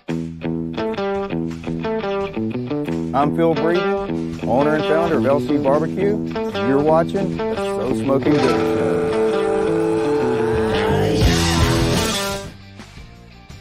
All right, we do have some KCBS Smoke on the River Grand Champion, Mr. Joe Pierce, Slaps Barbecue, RGC Can Country Outlaw Barbecue, Fire in the Foothills Barbecue Fest. The Grand Champion was Swig and Pig, RGC Wolf's Revenge. All right, that's going to do the bull printing, wraps, and graphics wrap-up recap. Let's go to the Briscoe Ranch Cook-Off at the Crossroads upcoming events segment. Over in the Champions Barbecue Alliance in Texas City, Texas, nearby Houston, we got the Beats and Barbecue Bash. And over down in Los Fresnos, Texas, we got the 7th annual Los Fresnos Cowboy Cook-Off. That is a state championship. You can see the little Texas icon down there. And IBCA, we get the East Montgomery County Fair Barbecue Cook-Off in New Caney, Texas, right outside of Houston as well. Lone Star, nothing in Lone Star, but we do have something at Outlaw. There you go. Smokeout at the South Fork Ranch in Junction, Texas. Is that where Eddie's going to be? I think that's what he said. KCBS, we got 3 that I posted up here. Grizzly Barbecue Brawl in Wadsworth, Ohio. State Championship for Ohio. Buckaway Pig Fist in Montello, Wisconsin. State Championship for Wisconsin. And the VFW in Colorado Barbecue Cook-Off, Castle Rock, Colorado, also a state championship. These are important because these can get you to the Jack if that is your thing. And that is our thing. A lot of Gooder Gang members are going to the Jack, have been to the Jack, and have aspirations to go to the Jack.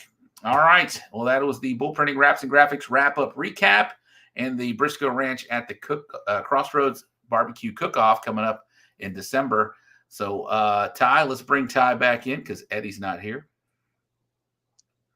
There he is. Ty, I'm going to give you a few minutes with our guest tonight while I go kick the tires. So let's bring in Mr. Eric Cantrell. Oh, absolutely. There he is right there. I'm going to take about 2-minute break and I'll be right.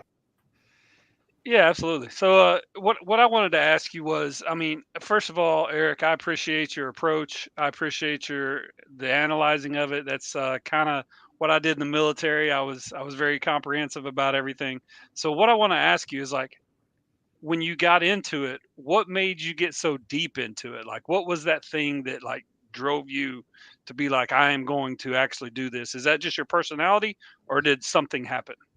Yeah. So Bert, the guy that actually got me into barbecue, he told me that I needed to go and get involved with some guys that were putting on the local contest that now I help with, the Smoke on the Shores guy. And whatever Bert said to do, you did. And I thought that was kind of one of the prerequisites. So I got over helping Jason and the crew, and we went full in. And so we were slinging trash, me and his father-in-law. And Ty, you'll appreciate this. His cook partner is his father-in-law, and he's retired 3-star general. And so if you know anything, obviously, about this guy here, man, he was structured. And so he's getting out there slinging with us. And so at that point, you become friends with all of these guys. And most of these people that are commenting on here tonight that are cook teams, they become friends of mine. And so at the end of the day, they'll share stuff with me. I'm out here burning meat in my driveway, and I'm not shameful to where that I'll shoot them a text, and they've been very gracious to help me. I know my lane and I stay in it, but if I want to cook some amazing ribs and try to impress the folks at my workplace, a lot of people have really helped me in that manner. So, yeah, it seems like your story of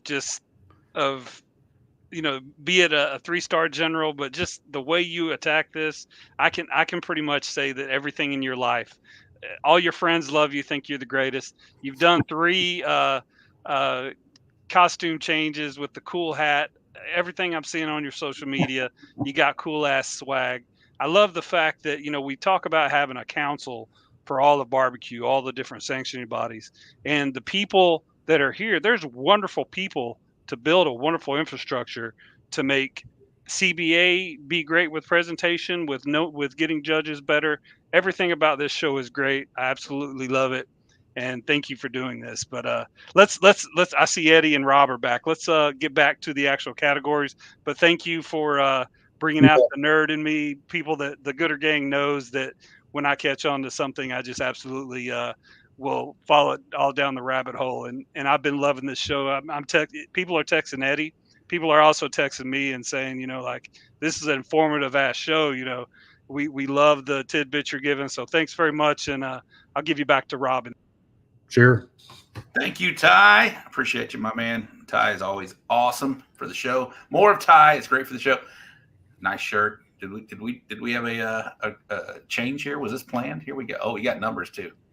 Put the number up. People want to call Heavy Smoke Barbecue. And coincidence? Did you text him because Chris Schaefer's watching the show now? Nice shirt. There it is, right there. Aaron, he didn't pick up on his shirt earlier there, so. There's Fred Robles. Yeah, he's at a chicken fried barbecue. I mean, well, that other guy had a chicken fried barbecue. I don't know who that was. And then of course, he had the other one. Now he's got Heavy. That he's Texas old dust. Buckles never get old. So yeah, buckles never get old. Fred Robles, somebody that does not need some KCBS tips, but had the pleasure of cooking with that guy. We all, you were throwing out some tidbits and just picking up some nuggets about what you were talking about.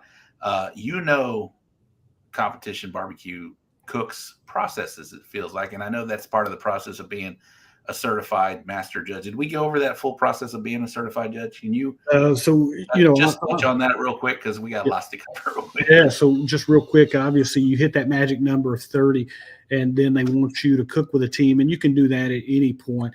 And if you're also a cook team, you can do that, but it needs to be at a KCBS Master Series 4 meat contest.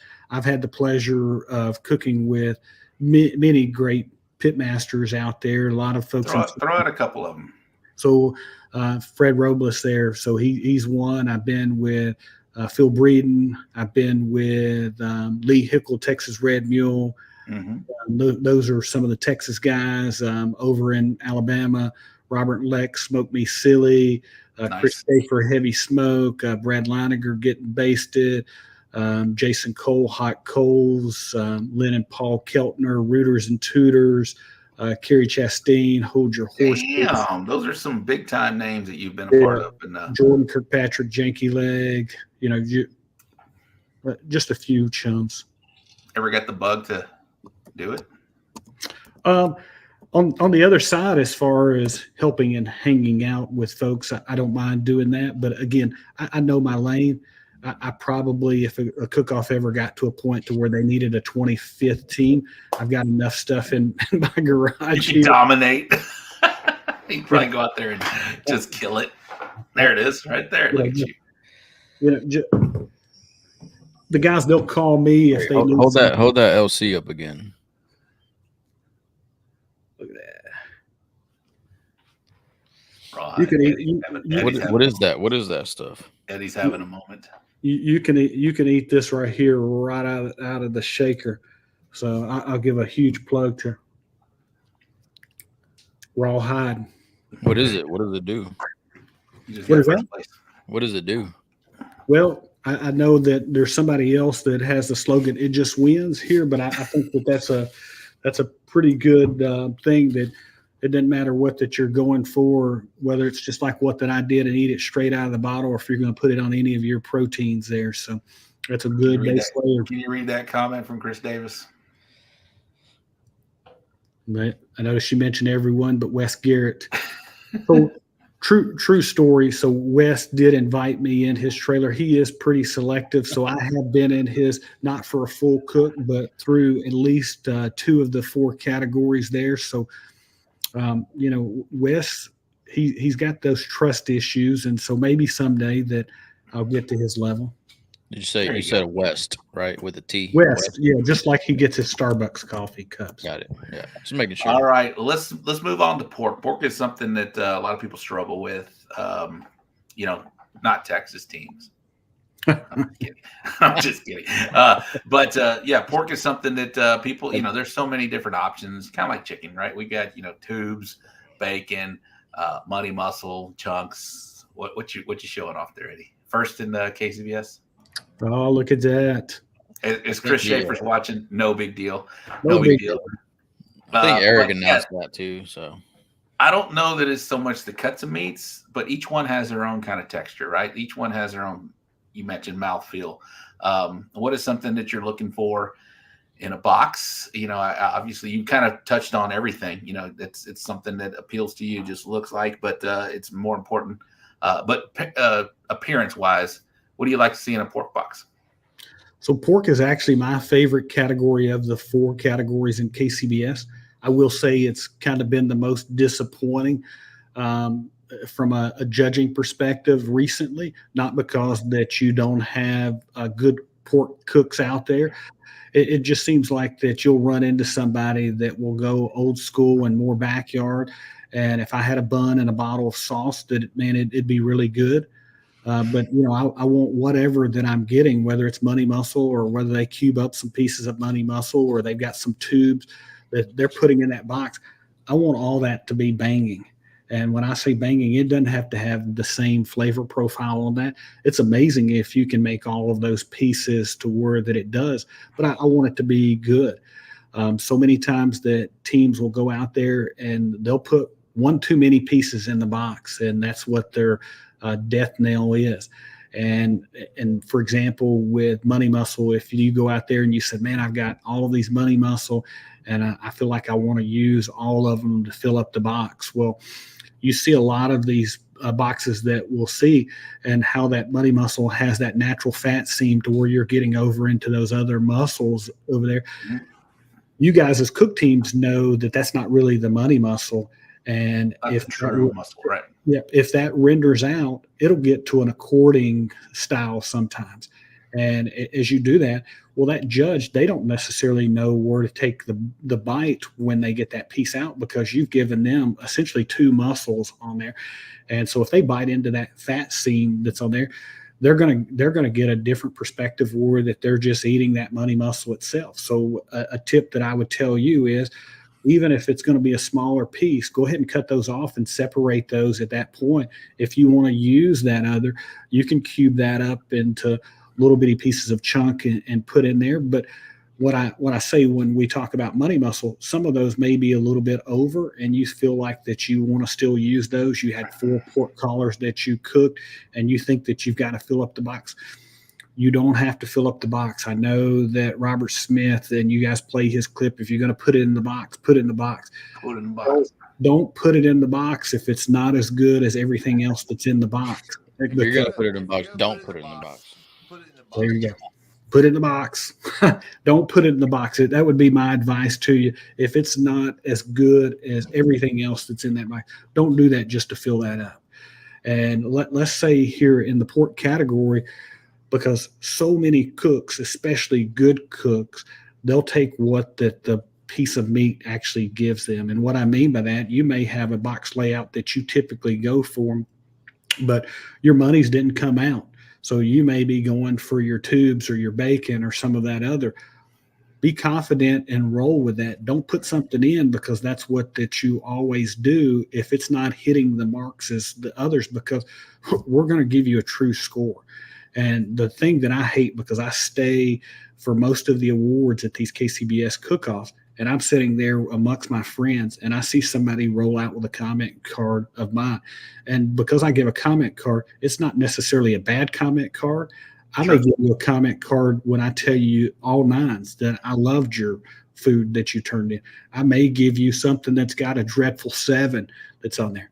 And as Jason Cole can attest, several years ago, we were sitting on the bench together down in Georgia. And after the contest was over, he walked away with one comment card, and we're walking side by side.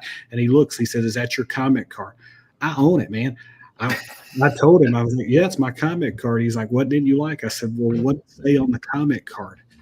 And so, is your comment card? That's your comment card. He's gonna hold it to it. No, it's not mine, brother. Damn, you got 7s, Eddie. Yeah, on tenderness. That's what keeps fucking me on KCBS. They like the taste, and appearance, but tenderness, man, I keep. Which category is that? Rib. Fucking rib. Oh. Rib is my. That's his tender. Fucking motherfucker. I hate rib. Dude, I just need to get that tenderness.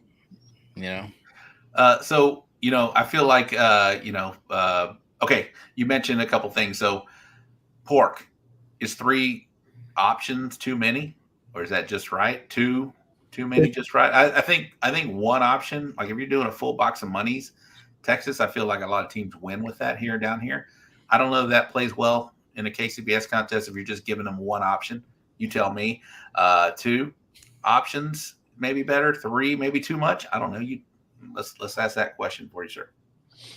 So I'll tell you from this past weekend, of the 6 pork boxes that hit our table, 5 of them were only money muscle. And most of them had maybe 6 to 8 pieces that were in there. So these boxes were not filled up boxes like what that you guys see in CBA. You've seen ours. Yep. So again, if all you got is 1 good money muscle that you're pulling off of, or 2, here's your pro tip. You can go out there and you can cut those things on a bias and make them look a lot bigger than they are, and then spread them across the box. And you can still give an appearance that it's a fuller box, even though that it would be the same amount as if you just sliced them straight up and down. Okay. I mean, I'm going to say, for the KCBS Invitational, I turned in just a true money muscle. I turned in 6 tiny little medallions like this big. And, I mean, I hit it first place with it. So I don't think you need 2 or 3 or 4 options. I think, man, as long as your money muscle is good. And keep in mind, Eric, we talk about this pork box every week on the show. Just saying, every fucking week. Yeah. we don't ever talk about the box. So in KCBS, I mean, there were 6 little bitty fucking money muscles. Yeah, and it was like an Easter egg hunt, probably just trying to pluck them out of there, right, Eddie? Say that again. It was like an Easter egg hunt trying to find them in that box. Yeah, in the grass. Yeah, but in KCBS, guys, what you got to remember, those judges are sitting for all 4 of those categories, and so if you get to the point to where they're coming to brisket, they've ate a lot of food. In CBA, IBCA, that may be the only category that they've sat down for. And you think we're taking 1 bite, maybe 2 bites of the food. So I agree, Brandon. Okay. So Eric, a lot of guys cheat. I don't like to say cheat, but we try to trick the judges. We have money muscles, and like you mentioned, and Eddie mentioned, he turned in a true money muscle. Yeah. You got that one on the opposite side of that fat seam. Probably not a true money muscle, but people consider those chunks, right? And so you get a money muscle and you get a chunk. As a certified judge, I know you probably know those are both from the same cut, right? But what about the other judges that aren't certified or just sitting at your table? Is that something that they think is a different cut, or is it pretty much realize it's the same cut? Yep. And so, for example, the same with tubes. A lot of people, they'll turn in tubes in varying ways. Some people will take the tubes and they'll turn them in chunks. Some of the people will actually pull them and get their pull. Some will actually flatten it to where that it's more similar to a bacon perspective, that meat between the 2 layers of fat that's on the bottom. And so judges, they're not that scientific in as far as the different cuts in there. And when you talk about the money muscle, the little chunks that you've got, if those were not the ones that were going to be cubed up into your slices that are your medallions, make sure that you've not killed the center of those, and the only texture left is the bark. Mm-hmm. Yeah. Oh, I thought you were going to say something. No, I thought you were going to say. I think you muted your mic. Just say it. Yeah. I'm just kidding. I was waiting for the rest of the fucking. No, so all right, so let's go back to this last question here. Okay, real quick, let's get some Gooder Gang questions. Smoking Magic, what keeps judges from giving comment cards? We need to know why they score low. You know, is that something that maybe rushed or whatnot? And it's unfortunate, and that's the reason why that you see a lot of 7s and 8s, because sometimes people will give you a score of a 7 and it's not really a 7, because as we go back to what that I said early on and what's on those scorecards, a 7 says it's good, and I'll call them out. Like, man, am I the only one here that was not lying to the folks? And Fred just put it up there, you know, lazy judges, and that's what it is. You know, I think that more of the judges, depending on the area that you're at, some of the reps will encourage it. I've even seen some of the organizers, because we need each of us to still keep this game going. Without any cook teams to come to these cook-offs, then there's no need for judges. Without judges, then you guys can't have anybody to judge your food unless that you're going and getting uncertified judges or people off the street. So it takes all of us here to make this thing work. But yeah, it's a thing where that they go back to the J Cup and this continuing education. I think it's as important to give a cook team a comment card for an 8 as it is for something that it's a 5. If you get a 5, you probably know what that you've done to get that score. Mm-hmm. Excuse me. On the contrary, I think a positive score also warrants a nice comment or whatever. Yeah, keep sending it. Why'd you score it a 9? Was it the taste, texture, appearance? Yeah, exactly. It's like, hey, this is, you know, best rib or whatever I tried today or whatever it may be, is also beneficial, right? That tells you, okay, I'm on the right track here, or, you know, as opposed to, you know, a 7 to where I would much rather have a comment on 7 more than a 9 or whatever it may be. All right. Are we down with ribs? Pork? Are we done with pork here, Eddie? Yep. You got anything else? Nope. All right, because we're getting close to 10 o'clock out here. What? No, I'm just kidding. All right. Real quick, you mentioned the judges portal. Are the judges, can they be not reprimanded, but can they be talked to? You know, you see one that is pretty much low across. You know, you got if they're on average being lower scoring than others, you're nodding your head yes. Okay, let's talk about that, please. Yep. So the reps, and we've got a position called the table captain. If they start to pick up on scores to where somebody is just way out of line from the rest of us, obviously a chicken only has 2 legs and some of the other meats, but for the most part, we should be pretty much in line across the board within a point or 2 of one another from each of the different categories. But if those outlier judges are sitting there giving these consistent scores, and it goes both ways, high or low, then the table captains sometimes will bring it to the reps' attention. Sometimes the reps, once they see the scorecards, they will come over and talk to them. And if it's a particular category and they catch it while the category is still there, because at the end of each category, when we turn our scorecards in, the reps, one of the reps at the contest, they will look them over. And if they see, gosh, man, what did he give a 5 for? Everybody else will give an 8s and 9s. So that they'll come over and look on your judge's plate, because they don't want you to clear your plate until that they've reviewed all of your scores. Oh, nice. Off on that. And so it could be, you know, okay, hey, I got that last rib here. And as Eddie said, I barely could lick any sauce off of it. It was that kind of, hey, I had to put something in to get this entry in the box. So there's rationale. And then as we talk about the judges portal, that's how that a lot of the contests will ask the judges to sign up, go through the KCBS portal. So do we have a talking to or a discussion like, hey, or is it more look at what was on their plate type thing, or if you see it consistently, maybe that judge will go to 2 or 3 contests and they're on average lower than? Is this something that is addressed? Yeah, and a lot of times, even like with my contest that I help with, and several of the others that I'm the judge coordinator for, there's a list. You don't want to be on that list because obviously we don't want people that are there for the wrong reason. Somebody that comes, especially in the pork category, that you look over and knowing that they're going to take a small bite, but they've got their plate mounded up for every one of the entries just so that they could take this stuff home. We'll call them out.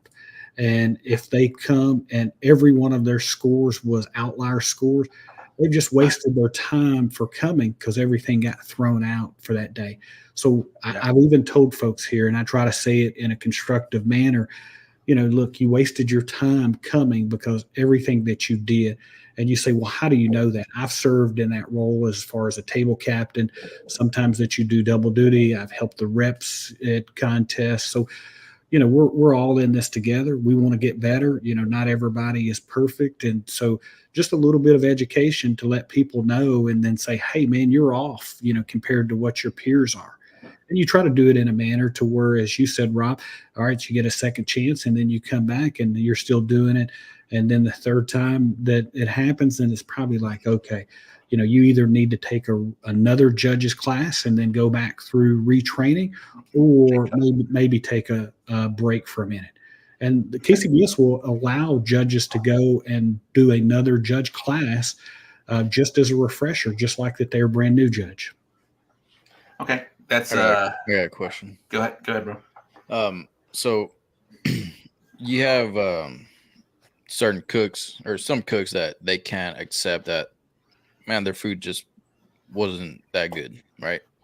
And they get really bad scores, and then they want to audit the scores. What happens there? Like, what do y'all do? Is that a thing? Like, do people do that?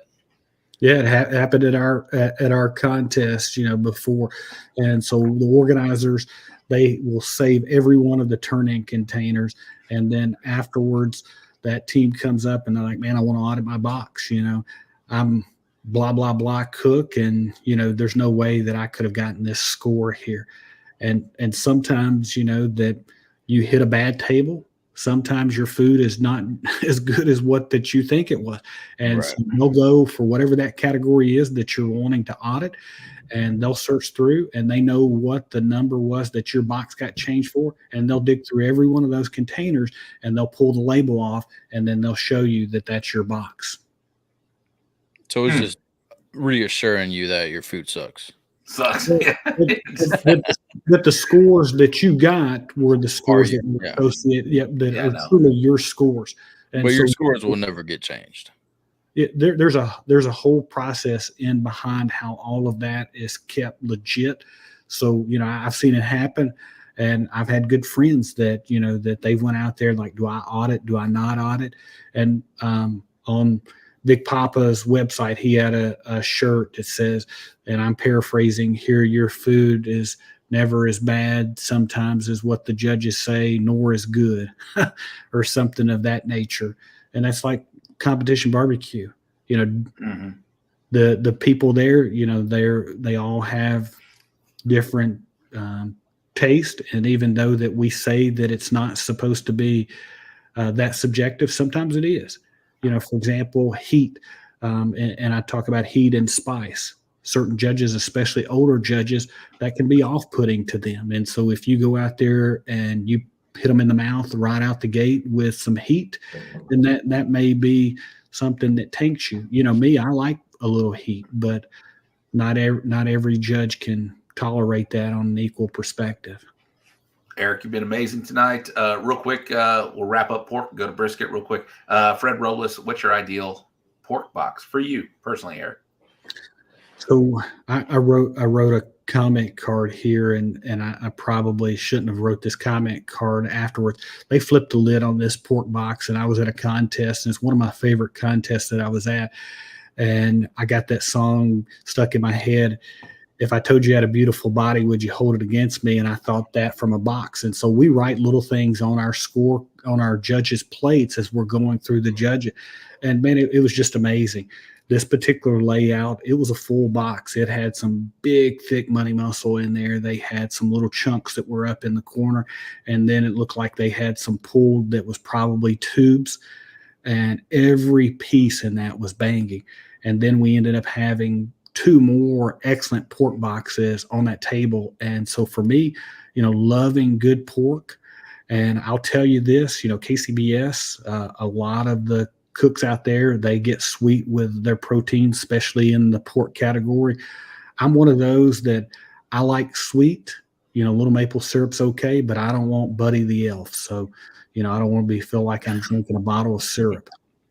Nice. All right. Real quick, I'll just read some comments before we get over there. Chris Davis, I think more comments should go to 8s. I want to know why I got an 8, not a 9. Agree, Chris. David said, we know judges shouldn't compare judge entries, but it does happen. How can it be stopped? I don't know. It can't be stopped. I mean, human nature, I feel, is like that. But Fred has he has opinions on this. So I don't know, Fred, if you want to put them in there, welcome to do that. Let's move along to brisket. Eddie, you're known as a brisket cook.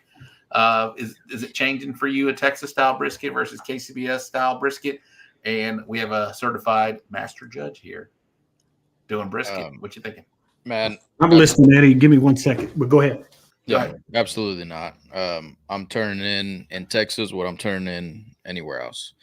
As far as flavor profile, obviously I changed the tenderness just a bit, man, 1 or 2 degrees, but I'm turning in the same shit everywhere I go.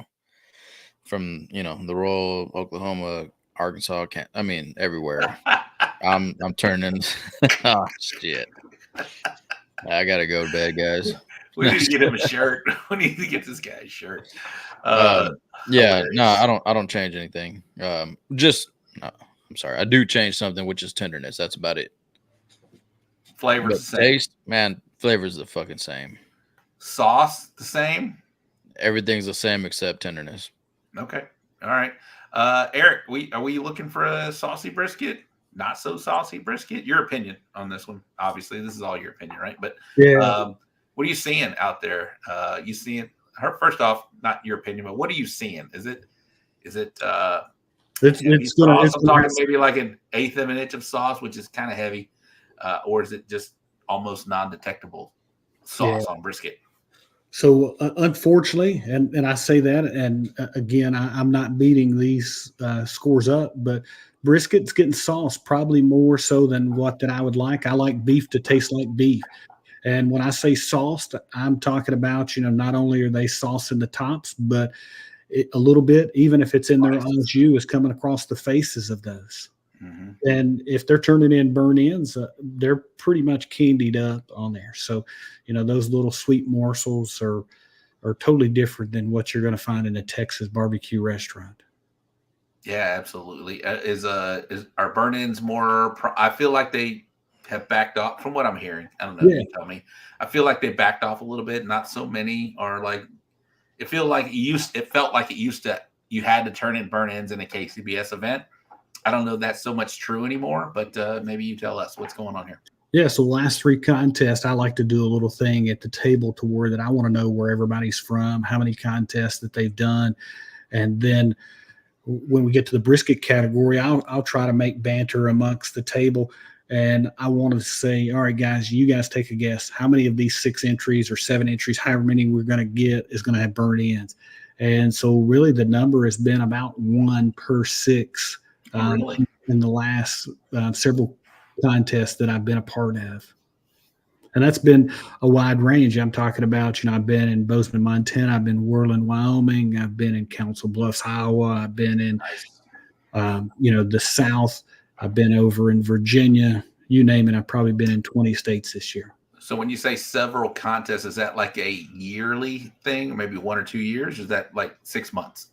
Yeah, I've been keeping up with it the last several months just because I thought that was interesting. And the same with how many boxes that are pretty predominantly just money muscle, whether it be cubed up money muscle or just the money muscle medallions. Mm-hmm. That's really good insight right there. But burn ends. Let's talk burn ends because you mentioned that a lot of them are pretty much candied up, which it felt like as a Texas guy watching burn ends on TV, it always would seem like that's what you got to do to burn ends. You got to, they're a completely different flavor profile from your slices. They're more sauce. They're more candy. They're definitely more tender. Is that still a thing, or is it pretty much similar to the slices? Again, I'm not knocking any of the contests that I've been at recently, but every one of the boxes that had burn ends, they should have left them out of the box. And I told them that because their problem with those burn ends, they still needed to cook them another 45 minutes. They weren't even rendered, man. I'm talking about, they were chewy, tough. And so the judges, and you'll see a lot of KCBS cooks that will get gunshot on turning those burn ends in because the judges don't know how to take those. With that coming from the point, it's a totally different texture, as you guys know, than the flat. And with them being super soft, we talk about mouthfeel, and that's the primary method for judging. And when I was saying that we'll talk about this in brisket here, you always hear that the pull test, we don't take and put it across our finger and do that. We'll take a slice and then we'll separate that right at the center. And then usually we'll take a bite from one of those sides that we separated, and then we'll take that burn in. And because if you're turning in slices, most likely you've turned in at least 6 burn ends. And so each judge will take a slice and a burn in, and we're putting both of those together.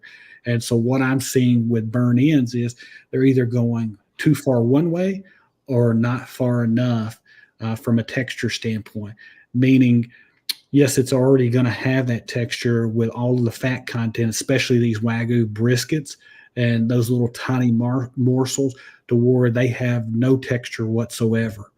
You want it to still have some texture to where that it's just not disintegrating and dissolving in your mouth. Okay. Questions from the Gooder Gang right here. Chris Davis. What are the parameters on burn ends in your opinion? Like, what are you looking for on a burn end? Yes. You mentioned, rendered. Yep. You know what I'm looking for on burn in? No burn in. No burn in? You're not looking for it. So the parameter, Chris, here, and this is the number one parameter, and it's the same parameter that I would tell anybody for any of the 4 proteins. It needs to be as good as those slices that you're turning in, if not better. Because if not, you're going to shoot yourself in the foot with adding that additional variable in there. Because as Fred and some of the other guys, and I'm not beating up my fellow judges, but they don't understand all of the scientific piece behind each of these proteins, where each of these cuts are actually coming from. So, do we prefer burn ends? Rob, I know you're muted. Reggie said that he wants to know if we prefer burn ends. Man, I love a good burn end. And, brisket, I always tell them to finish strong, and that being our last category. If we can get a good burn end, all day, I went back and finished slices even after judging 3 full categories and then finishing the brisket slice on one of them. So, Ty, if you put up Peter up there, judges should judge only what's in the box, regardless of preference, no matter the sanctioning body. I mean, yeah, absolutely. But human nature is different out there. Brandon, why do so many KCBS brisket boxes have no damp bark? And they look drenched in Sweet Baby Ray's. Is bark a deal? That's a good question. I want to know. Yeah. Is bark a big deal for a judge when they open that box and see, that smoke ring or whatever in bark? Because, it can be artificially made, as we all know, especially you as a certified judge and been in rooms. Is that something that I think it tricks a younger judge? What do you think? Yeah, so and they specifically say that in the judges MP3 that they play, you don't judge based on a smoke ring because that can be artificially produced. So they don't take that into consideration. As far as the bark that's on there, I think that Duff said it pretty good here. Bark's overrated. I don't necessarily, go that far, but if you go, and it goes back to the comment that I made about ribs, if that texture on top of that brisket is so much different than the other, and here's a pro tip that we were talking about saucing when it comes to brisket. So many cook teams go out there and they'll put their eyes on there to try to keep this brisket as moist as possible, because that category, how the KCBS is set up, it takes the longest for that to actually get judged sometimes, because they're having to shuffle boxes, making sure that you're not going to the same table that you may have already been to. Smaller cook-offs, that takes a little bit longer of time. And so if you're au jus and you have sauce or whatever in there and it's not hot and it's not going to be able to run down in between those slices, the second judge, the third judge, after that first judge has pulled that slice out, you've got all of what is in your au jus that's just caked right over the top and was sitting on top of that slice in front of it. Well, guess what we're going to do? We're going to eat a mouthful of your rub and whatever else was in that thick goo that you've got. And for burn-ins, the burn-in, it's banging. Give it to us, man. We want it. But at the end of the day, don't get your feelings hurt, when we give you, the score back for the burn-in. All right, how about a banging burn-in with a perfect slice? And they're completely different flavor profiles. I mean, is that... I see it all the time, especially like what I said, that burn-ins are getting candied up. And, it's almost like it is a piece of candy that you're eating, and it doesn't even taste like beef. And, I tell them, and I've done this enough. I've got a lot of meat out in my freezer, so I cook here at home as well. And I cook competition meat. I want to cook the good stuff just like what that I get. And I'm not giving this as a plug to these guys, but my personal opinion, I think that an A9 can take a lot more sauce than maybe what a snake or some of these other briskets is out there. And so you'll see that from a lot of teams that go out there. And as I've done this enough and just seeing what guys are actually running, a lot of times it'll come to fruition with what that I'm seeing inside the judges' room. Eddie, you look like you had a question. Yeah, I had a question. Sorry. Man, we have sorry, bro.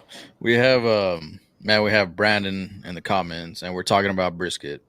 So how do y'all handle like a hair in the brisket box? Like, yeah, what happens there? So once that box is flipped and it comes around, and so if there's a piece that it gets pulled out of there, because we're going to pull each judge their own piece out of the box, and if one of them happens to have a hair on that, we'll bring it to the attention of the table captain. And some of the judges like myself, if it's in a spot to where that it's just not coating the thing, we'll pluck it off and we'll go ahead and we'll take our bite from a different area of that brisket. Because again, KCBS will even say this, there's no telling where that hair actually entered the equation. It could have been from the table captain. It could have been from one of the judges as it was passed across there. So again, we're going to give the cook team the benefit of the doubt. And if they're not comfortable eating that, then we'll take it a step further and see if we can get everybody at that table a piece that they feel comfortable judging. Same with a piece that's dropped. Nice. That's a good way to approach it. Not just DQ the person or hair. I like hairless brisket, Chris. Yeah, Rini, we're still on. Do you hair in or around your mouth? Yeah. Terrible, Davis. Okay. Did we have any more brisket questions before we move? How about a full box of burn-ins?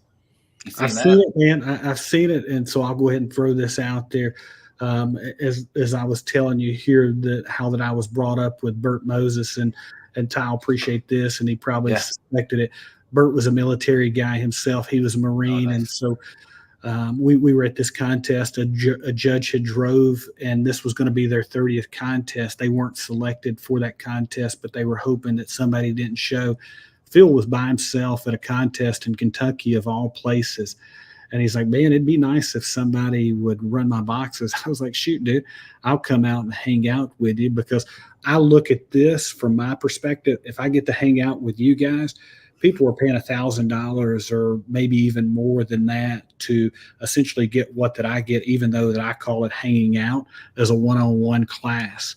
And so I would always joke with Phil, because at the time CBA would not allow you to turn in burn-ins. That's when they were considering that marking the boxes, and so it was only slices. So he was cooking his points there in KCBS, and so he ended up running a lot of boxes that were only burn-ins. So we get to the brisket category, and mind you, I'd come up, and this is probably 7 o'clock in the morning, so I didn't get the full effect of his cook. He pulls the burn ends out that he's got, and so he's sitting there working with them. He's got them all cubed up, and he's got this big huge spatula, and I'm thinking, okay, how are you going to put in the box? And so he starts trying to figure out how he's going to put the whole spatula that he's got of burn ends in this box. I said, where's your flat, man? He's like, I didn't cook a flat. And I'm thinking, you got to be kidding me. He's like, no, seriously, this is what we're going to roll with. And so we turned them 3 or 4 different times, and he ended up doing really well at that contest. Nothing that I had to do with that, because again, I was the lucky observer to watch, somebody really good work. And so picked up a lot of tips and tricks here that, like I said, helps me in my backyard. Absolutely. Chris Davis said he wasn't a Marine. He is a Marine. Once a Marine, always a Marine. Always a Marine. Davis. TJ Swagger, thoughts on blocking your slices?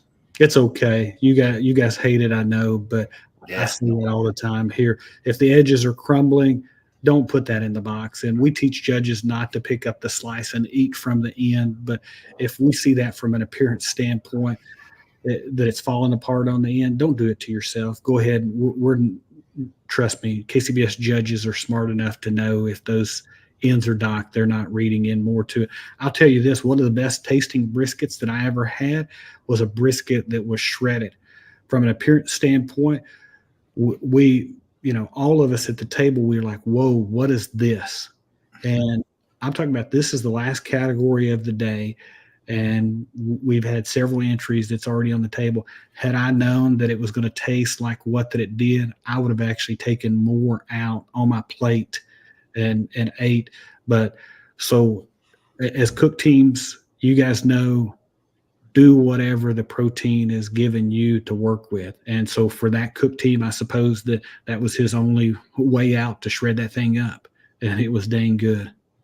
Okay. What did it look like in a box? It looked like it was not pretty. I was trying to go for more like a pile of pulled pork, with a brisket texture to it. Probably pretty. I mean, honestly, probably. Oh, it was shredded. It's like a chopped brisket. Yeah. Right?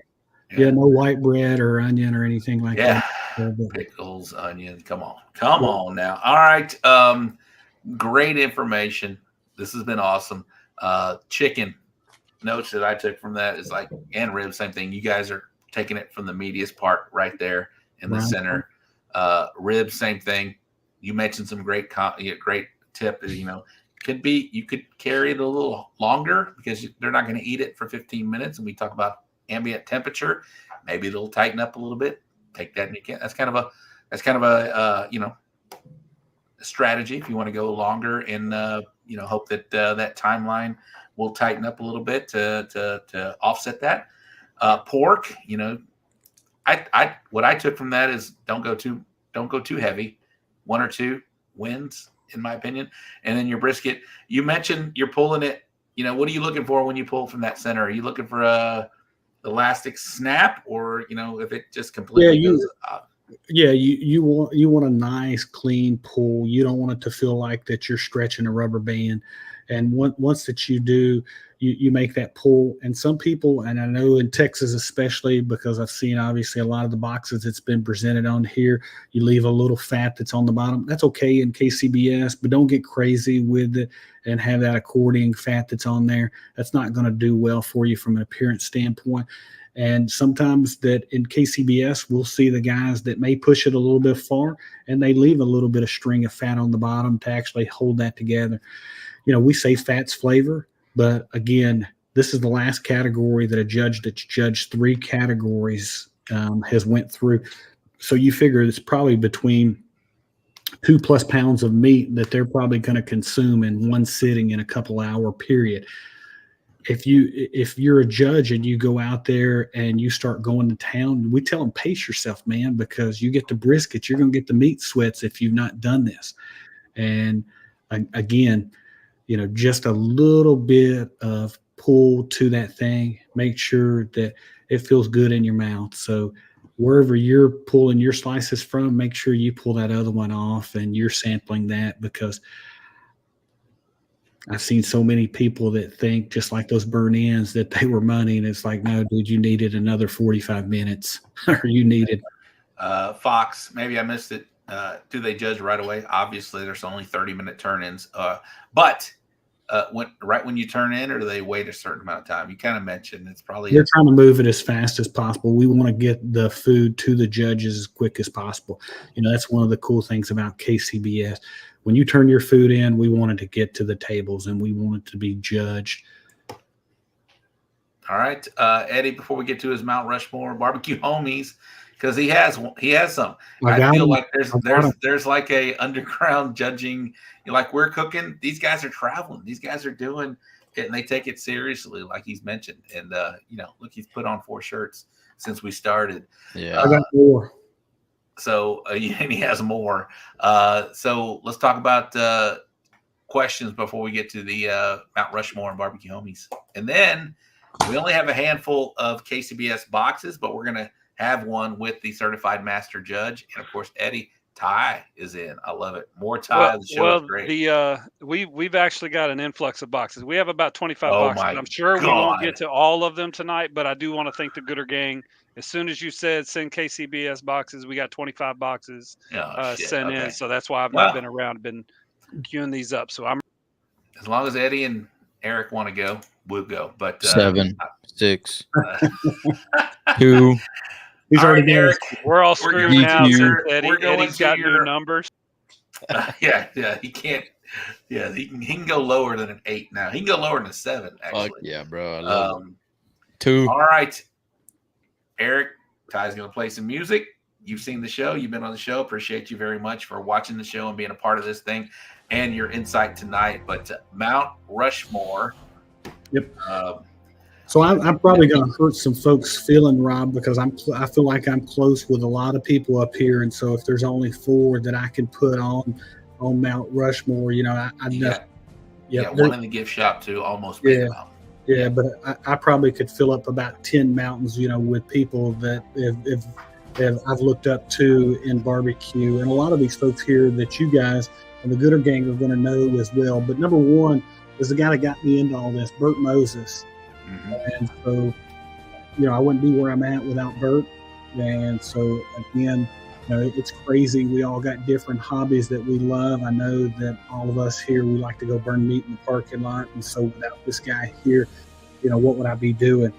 My second one is a guy named Paul Keltner. And so, you know, that's almost a duo here because his cook partner's his wife, Lynn Keltner, Rooters and Tooters. They're my Tennessee folks. And so, you know, they really show out for Tennessee. They've been KCBS Chicken Team of the Year, Pork Team of the Year, and, you know, so many other accolades that's happening. And so, you know, I look up to those guys here, and they carry the torch because they're hitting the trail out there for KCBS really hard. Another guy is one that maybe not so many people on here will know, but your KCBS guys. And I'm going to say this because I've seen a lot of people's cooks and what that they've done.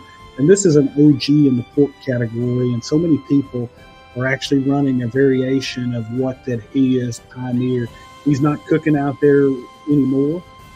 He's occasionally coming back, but that's Steve Hayden, 1-2 Barbecue out of Illinois. Paul Burke and a lot of those guys, they were role models to him. And so Steve, he invited me to come cook with him at the Jack early on. I thought that was a huge honor because, again, having somebody to get invited to cook with you, and it's on the other side of the coin, I really looked up to that. And my last one is one that'll make all of you Texans proud here, and that's Mr. Fred Robles.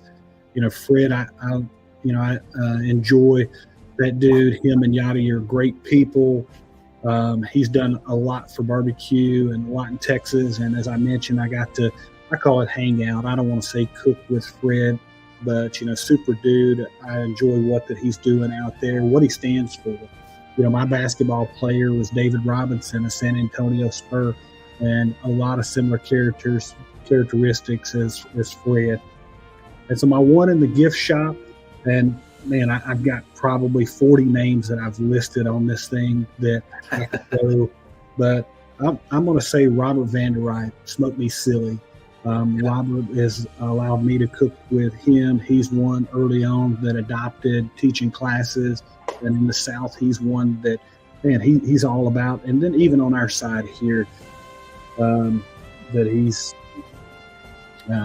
he even tried to encourage judges and do some things. So they're even looking to become reps at KCBS. So. All right, you got one more in the gumball machine. Somebody almost in the gift shop. He's, that little penny thing you can press. Are you talking about my barbecue homie? Yeah, your barbecue homie. All right, my barbecue homie is Jason Cole, Hot Coals Barbecue. And so he and we put the contest on together. Yeah, I'm sorry. You're right. Barbecue homie, Jason Cole. Yep, Jason Cole, Hot Coals Barbecue, and a little shout out to him and most of the folks I know.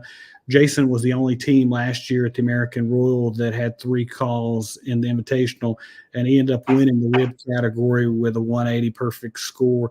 And then he ended up backing that up at the KCBS Invitational with a perfect score and winning ribs there as well. Even though I would consider ribs his best category, Jason and I, we talk every day. And so, again, we're both passionate about barbecue and Smoke on the Shores.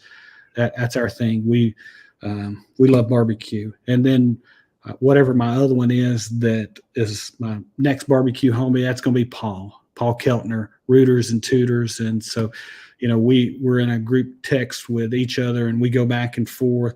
There's so many others, Jordan, Bill, Phil, Chris Schaefer, all those guys could be in there, Brad, Tim, Darren.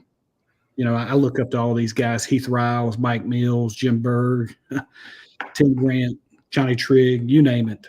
They've all been, great role models in barbecue for me. All right, so your homie is Jason Cole. Your gumball is Paul Keltner, who's also on your Mount Rushmore. Pretty awesome. Still breathing. He didn't make the cut. He didn't make the cut, but he was on the list here. So, yeah. Louis says, "Go Spurs, go the Admiral." That's it. I've been a bandwagon fan when you see one here. San Antonio Spurs fan, Cincinnati Reds fan, and then Tennessee Titans fan. Oh, I mean, you're not a band. You're living. I'm living it. Eddie Cough. I'll just say the Admiral got embarrassed, wiped the floor by my man. Oh. Hakeem Olajuwon. Just saying. The guy was incredible. When the Admiral won the MVP in '94, Olajuwon said, "Nope, that's my trophy, and I'm going to prove it." And he did. All right, Smoking and Toasting says, "Tighten up." Tighten up. Yeah, I feel bad for you guys, because you got 6 months of misery coming ahead of you. It's crazy. Crazy. All right. So we did that. We did this. Couple of, we have 25 KCBS Rate My Boxes. We're not going to get to all of them because we're 2.5 hours in. This is going to be 3-hour show. So we have 25 more minutes. And we're going to go through these quickly, producer Todd. Quickly. So not so much. Gooder Gang, as soon as you see them, We're going to go on a KCBS scale 9, 8, 7, 6, 5, 2. Eddy. 2's an option for Eddy. That's bad. Yeah. That is bad. All right. We'll get the KCBS Master Judge here back in just a minute. But go ahead, Ty. Let's put the first box up there. I gave this one a 7 last week. Come on. Did you? Yeah. Well, now you have a 5, 6. You got a 6, 5, and 2 option. Yeah. All right. I'll let the I'll let Eddy go first here. Same as last week, 7. 7. This is the same box as last week? Yes, sir. Oh, my. Let's just pull it. Let's go to the next one. Same. No, I'm just kidding.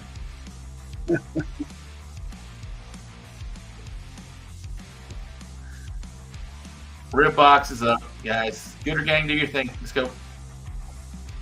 Quickly, Gooder Gang. And then we'll get the Master Judge. Actually, we'll get Eddy, Master Judge. Rob. Brandon, 9. Again, no 10s here. 9, 8, 7, 6, 5, 2. John, 9. I can't wait to give a fucking 2. All right, a lot of 9s. Gorq, 8. 9. No CBA. We're doing KCBS today. All right, Eddy, go ahead. I'm gonna go with the 8 on this one. That's just way too much pepper for me. All right, Eric. I'm gonna go with an 8. You know, Bill Purvis, I love you, but you know they hit the bottle with the rib grind a little hard on that one, and so my fault. All right, I will go with a 9, which it scored last year. That is 9th place overall ribs in the open competition at the American Royal. That's my box right there. Screw you. Next, let's go. Brisket.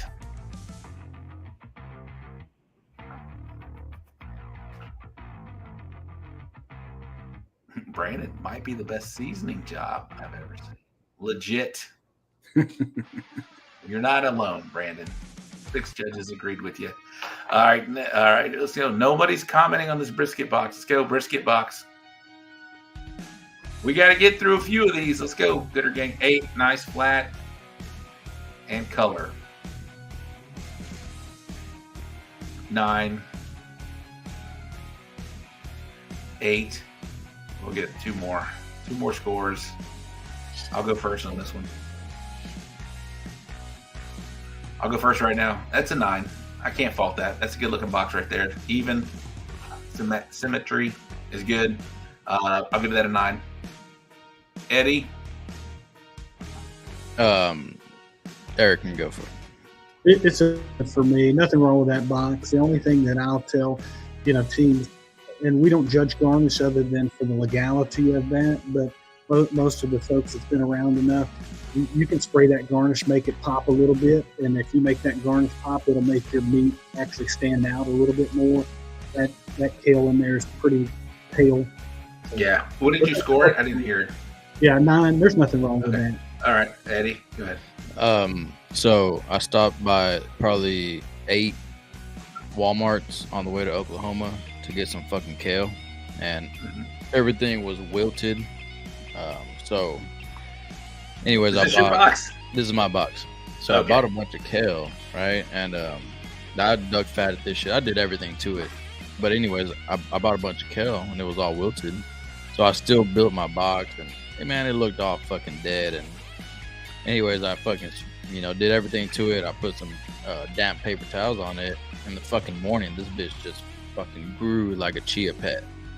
It just fucking blew up. I was like, oh shit, motherfucker rehydrated. And the brisket itself, I didn't have a problem with, but yeah, I didn't like the kale. I would just judge the brisket. If I do have a complaint, the right side is higher than the left side, but 9. I already scored it. Next. Yeah. And a little tip that I've seen from some of the teams: if you'll take those stems from that kale and put it in a cup of water versus just spraying it, it'll come back to life a little bit as well. Yeah, I didn't know that motherfucker would come back to life, but pro tip right there. All right. Okay, here we go. But yeah, that walked 6th in Oklahoma. Good job, Eddie. Nothing wrong with that. That's a good looking portrait photo. But I'll be quiet. Our certified master judge will go last. Eddie will go first on this one. I'll go second. All right, Gooder Gang, do your thing. 9, 8, need more bass boating.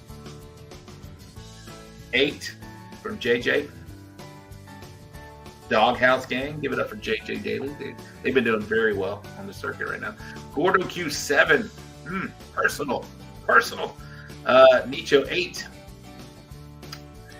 Red Robles, sexy. That's a 9. All right. Who did I say go first? Me? You? You said go me. Ahead. Yeah, go ahead. Man, I'm sorry, but I'm a 7 on this one. It kind of just looks like a wings I can get from Wingstop or something. Just not much really going on here. It looks, I don't like it. I actually will agree with Eddie on this one. It's doing nothing for me. There's not. They look like they weren't seasoned at all, sauced a little bit, and looks like they're going to be a little chewy and not so much. Doesn't do anything for me. A 7. Eric, you're the certified master judge. Yeah, so I'm not as critical as probably what you guys are. I would say an 8. And if you look at the wing that's in the middle on the right and then the one on the left, you can see, and that goes back to what I was talking about with chicken. Those are where we're going to be taking our bites from, those meaty chunks. And you see how that most of that rub has washed off of those, and they look a lot lighter than some of the tops. Yes. No, you're right. You're right. And re-season that. Spray it. Next box, please, Mr. Producer Ty. Fred, by the way, I love Wingstop, bro. That's just the first thing that came to my head. Wingstop. You got to put respect on Wingstop, though. I love Wingstop, bro. I just meant like.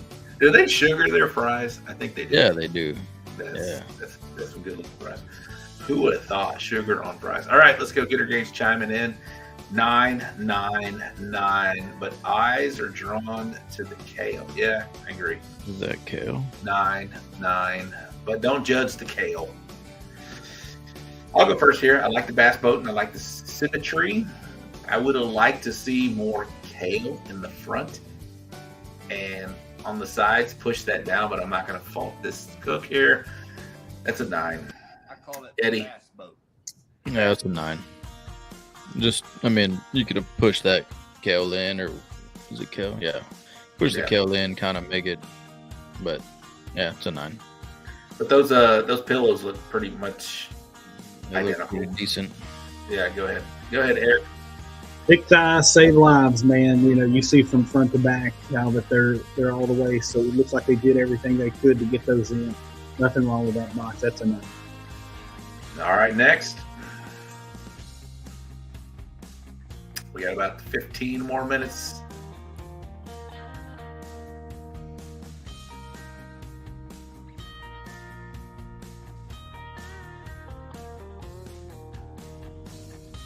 All right, Gooder Gang. Do your thing.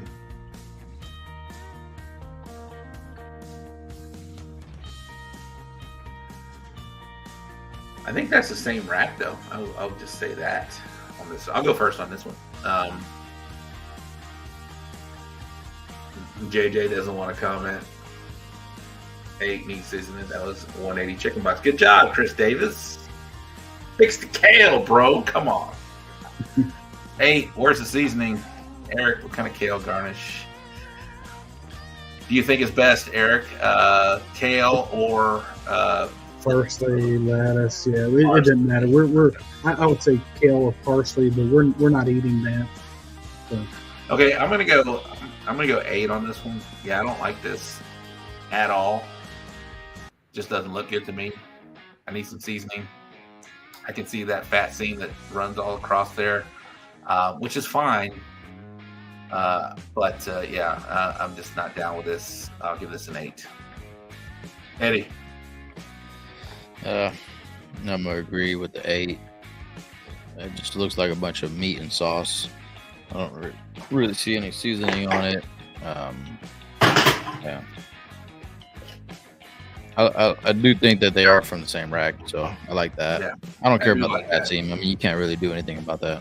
No, it's visible and apparent for me. Master Judge. Call him Master Chief from here on out. Master Chief. There's nothing wrong with this box for me. I'm going to Really? Yeah, and this left rib that we've got in the box, it'd be a perfect example as far as we take that one out. It looks like the way that they cut it, that on the right side of it, it's running close to where the bone is. And so as a judge, we would pick that up and look, and we would probably be taking our bite from the outside that's touching the outside of the box. So just as we were talking about how the judges look, and you can almost, in rib category, tell the judges were that they're going to take bites based on how that you cut those. So did you score it? Yeah, this is 9 for me. There's 9. nothing. Okay. Yeah. Okay. All right then. There it is from the Certified Master Judge. Would you like to see that one of those ribs in the front there? Cover up that green a little bit, spread it out. I have no issue with that. You know, if it's coming up on the side of your box, probably so.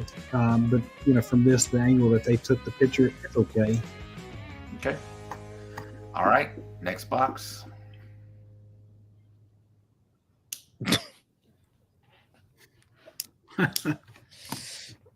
I was laughing at a comment. Poker face, Eddie. Nah, it was a comment, bro.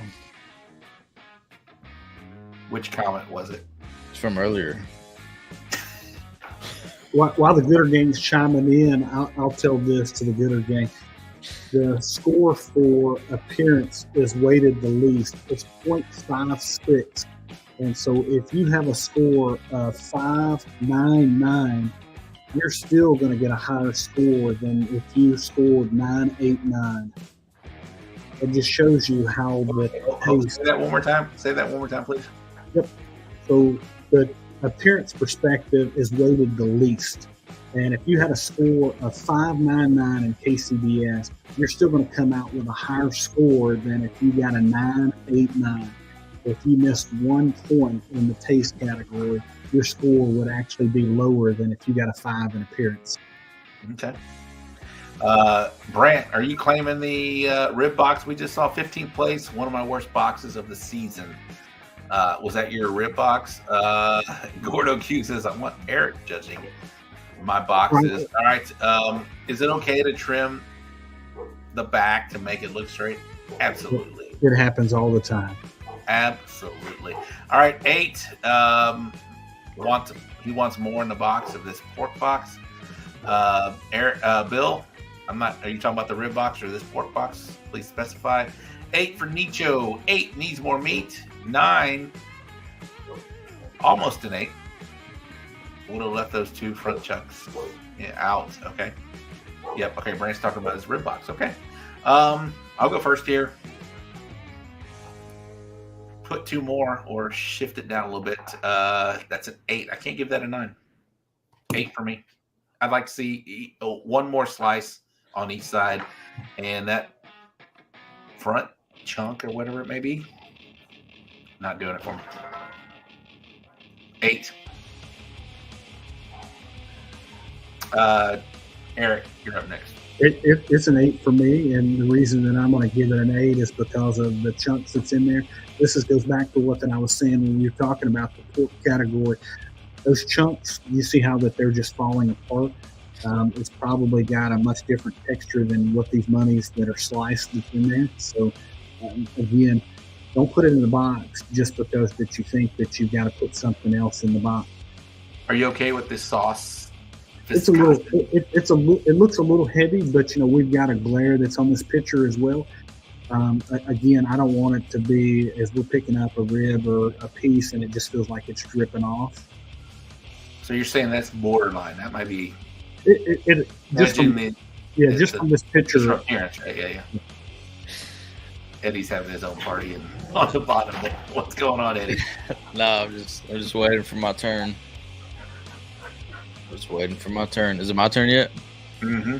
I'm gonna go with the 2. That's inedible.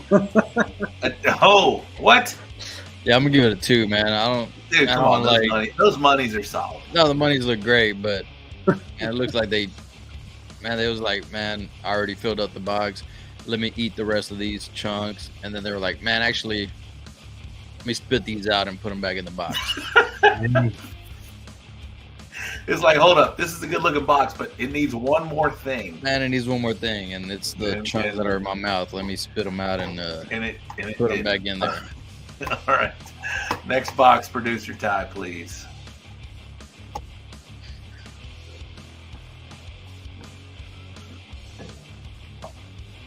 That's hard to judge with the angle, but Gooder Gang, do your best.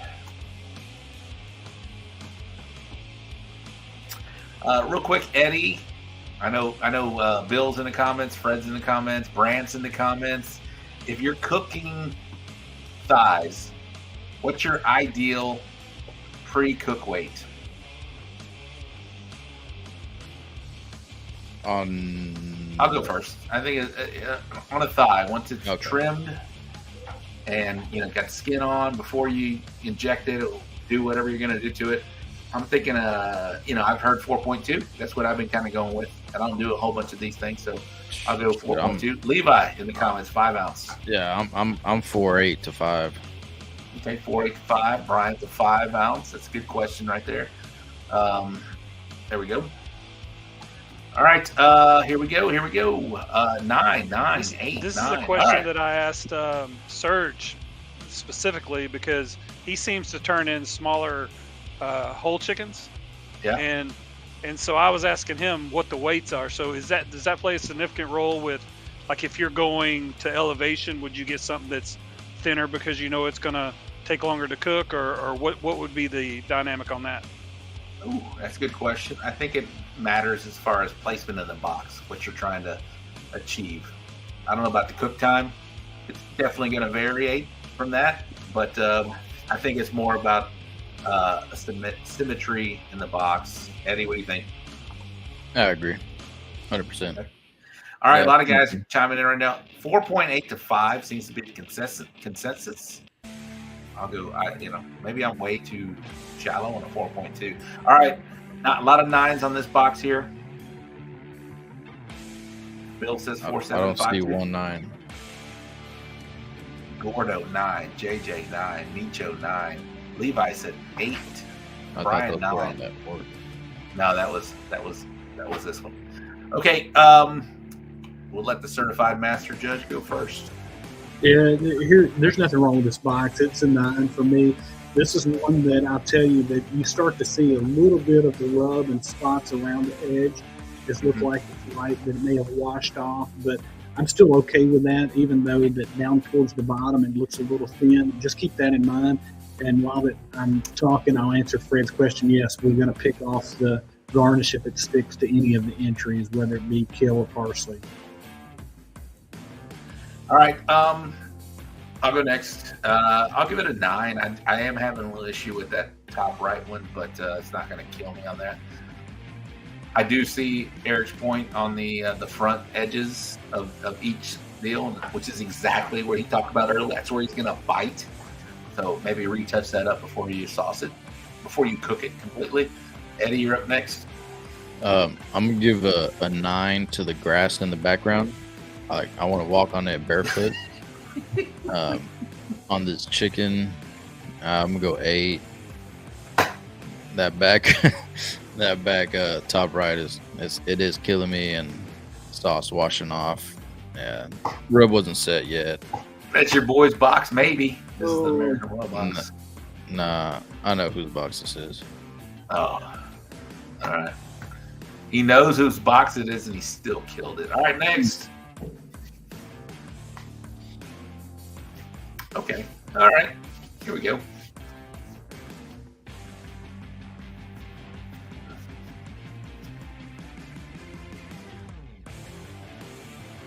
Gooder Gang, do your thing here.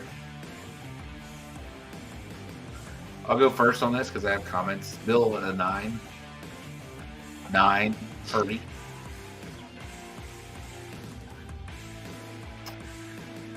Nine, great color.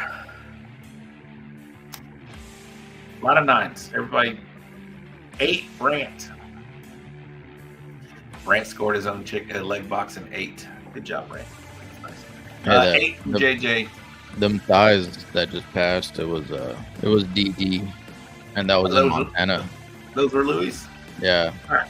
It was in Montana. Right. So he said he did walk barefoot on that grass. All right, nice. I will go first on this chicken box. Eric, you'll go second. Eddie, last. I can't give it anything less than a 9, but I will say the left 3 boxes or chicken legs are perfect. The right 3 look like they all need to be flipped over. Maybe it's just the lighting on here. The color's great. I love the bass boating. I love the tail on the bottom. It's a 9 for me, but if they all look like the left 3, the right 3 needs some work on that, but it's still a 9. Eric, you're up next. Yep. So what you were talking about, they actually have 5 rights in the box and 1 left. And so typically the leg cooks will try to get symmetrical and do 3 and 3. Yeah. And you see that the 2 on the right towards the back, those are the ones that stand out the most. I'm not going to beat this box up. I still want to eat it. It's a 9 for me. Yeah, but it's a 9 for me. I'm just pointing that out. The one in the middle on the right's got a little point on it. The one in the back looks a little smaller than the others, but it does look like buffalo wing sauce. No, Bobby Stewart, not showboating. This is bass boating. All right, Eddie, go. I'm gonna give the filtered picture an 8. Probably the original picture would probably be a 9, but it definitely looks like buffalo sauce because of the filter. What do you guys think about the? I don't know. I think legs need to see a little. Maybe it's just the sauce, but the legs, the knuckle on the bottom of the legs. I like to see a little bit of that, just to make sure, because that looks like it's not done, honestly, if I'm being critical. Still giving it an 8. I mean 9. I already gave it a 9. But I'd like to see a little more color on the knuckle on the very end, but maybe I'm just nitpicking. People don't know that. Next.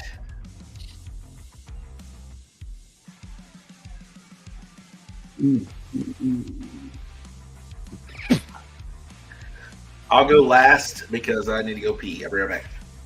These damn comments are all over the place. Eric. And I'm gonna give this a 7. They put a lot of lipstick on this, and so we really don't know what's underneath there. So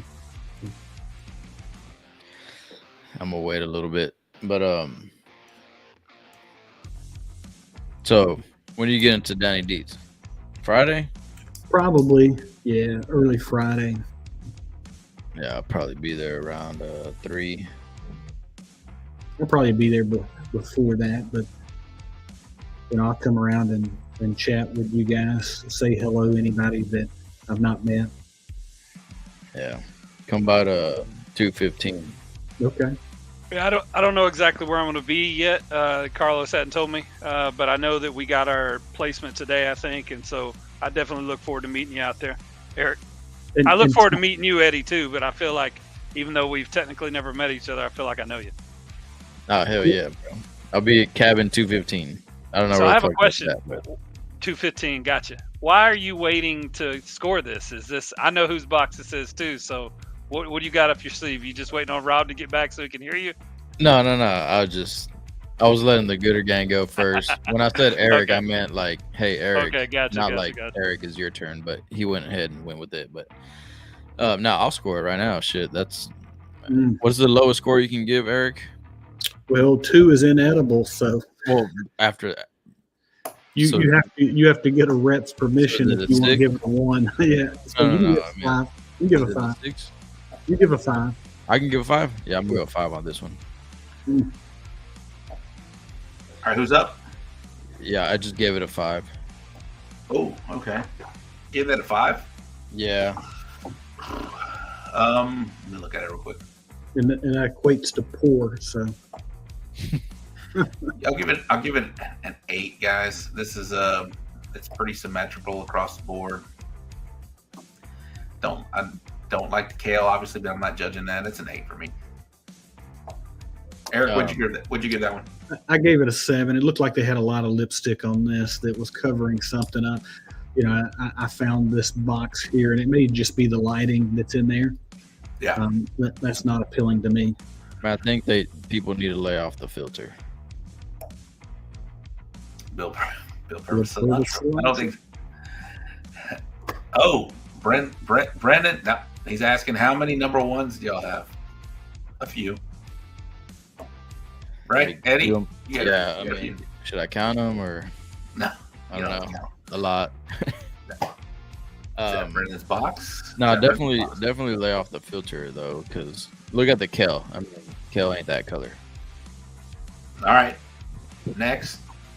Sorry if you sent a box in and we're being overly critical. We're just trying to. Okay. All right. Gooder gang, do your thing here. Tender quirk. Hey. Oh, sorry. Poker face.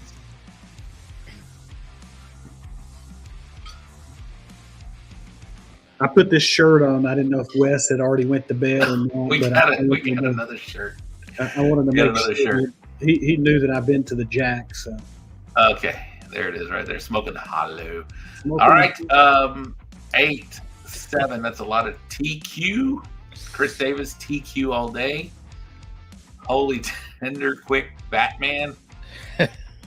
7. JJ with a 5. Ooh. I like him. I'm gonna let the KCBS Master Judge go last. Eddie will go first. I'll go second. Nietzsche with a 7. So a lot of 7s, a lot of 8s. Feels like a lot of cooks here are being offended by the big TQ. Yeah, I'm gonna go 7 on the TQ. I mean, you got a smoke ring on the top, bottom, left, right. It's just, come on. Yeah. I mean, man, other than that though, it's a decent looking brisket. I don't want to try it, but it looks decent. So what'd you score? 7? 7. All right, I'll go next here. I will also give that a 7. I just can't overlook the TQ on the bottom. Now, if you're gonna do it, do not do it on the bottom, because that just you're gonna do it. Gives it automatically. Full send. They went full send on this one. If you're gonna do it. I will say, if you're gonna do it, don't do it on the bottom or the sides. Honestly, just do it on the top and wash it off. But definitely TQ here. A lot of cooks that are watching the show. That's why they're scoring it kind of low. I also will. Eric, you're up next. Yeah, I'm going to beat this box up probably a little harder than what it actually is, but it may be the lighting in the picture. I'm going to say it's a 7, just with looking at what that I've got here. Again, who knows? But it's got a haze on this picture, so it may be better. They bright it in TQ. All right, 2 more boxes, and then we'll get out of here.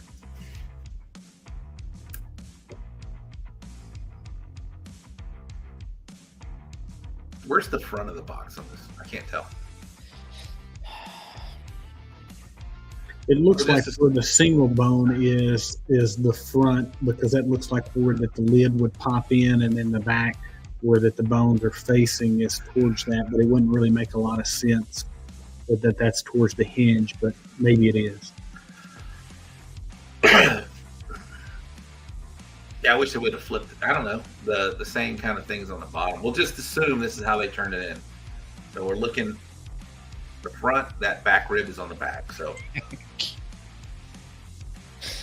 Eddie's having his own little party over there. Like, all right, 6.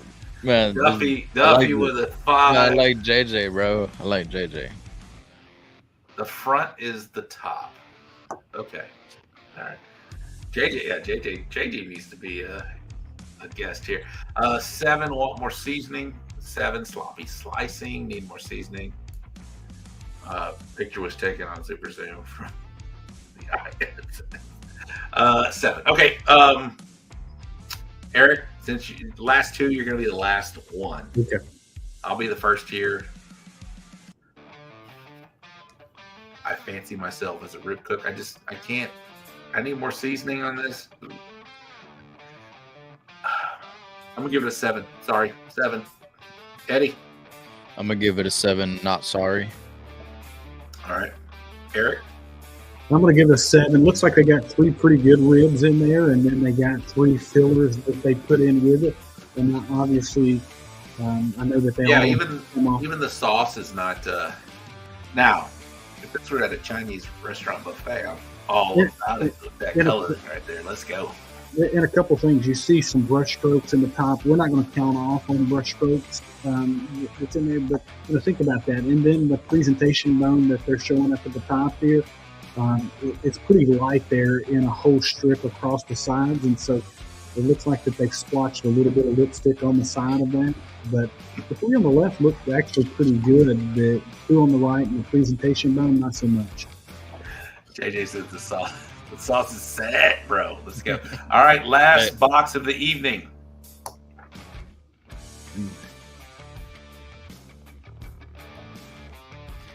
Eric, you will be last. I'll be first. Yeah. Eddie will be second.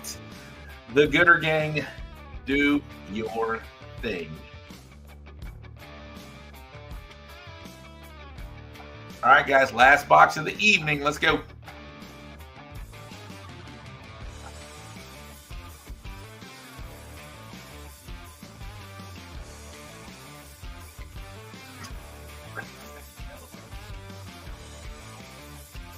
My rib box tie. Come on, Brandon. You don't want Eddie to beat you up again, do you? I'm like Brandon with a 6-8. Who cut up a work food? All right. All right. Do any of us cook Memphis in May? Yeah. A few of us do. Shit, I'm out. All right. I said I'm first. Eddie, you're second.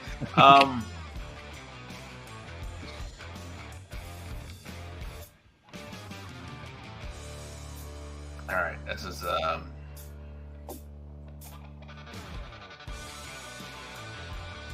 I'll give it an 8. Can't give it a 9. Almost gave it a 7. I don't like a lot of this. There's, the trim job from the get-go is causing that hump there. I'm going to give it an 8, being generous. Eddie, you're up. I'm going to agree with Fred's first comment, which was no. And I'm going to agree with JJ. Shit, I'm out. Yeah. So I'm going to go 6 on this one. 6. Besides that, you just said you're agreeing, but why? I'm going to agree with the no. I don't want it. Okay. Eric? Yeah, so I'm going to give this an 8, and it goes back to what that I was saying when we were talking about brisket. You see how all of the au jus is just on the top, and if you look at the 3rd and 4th slices, how that on the right-hand side you see some stuff that is just pulled there and it's just clumped up. And so once you take that first slice off, whoever gets the next slice, they're going to have, unless that this actually is hot enough to where that it can run through the slices, they're going to have a clump with about 1/4 of an inch to 1/2 an inch on the top of it. And so they're going to get a cake full of whatever was in that au jus. Ty, pick one more of the remaining of your best one. I don't think we can end on this one. Let's go. One more.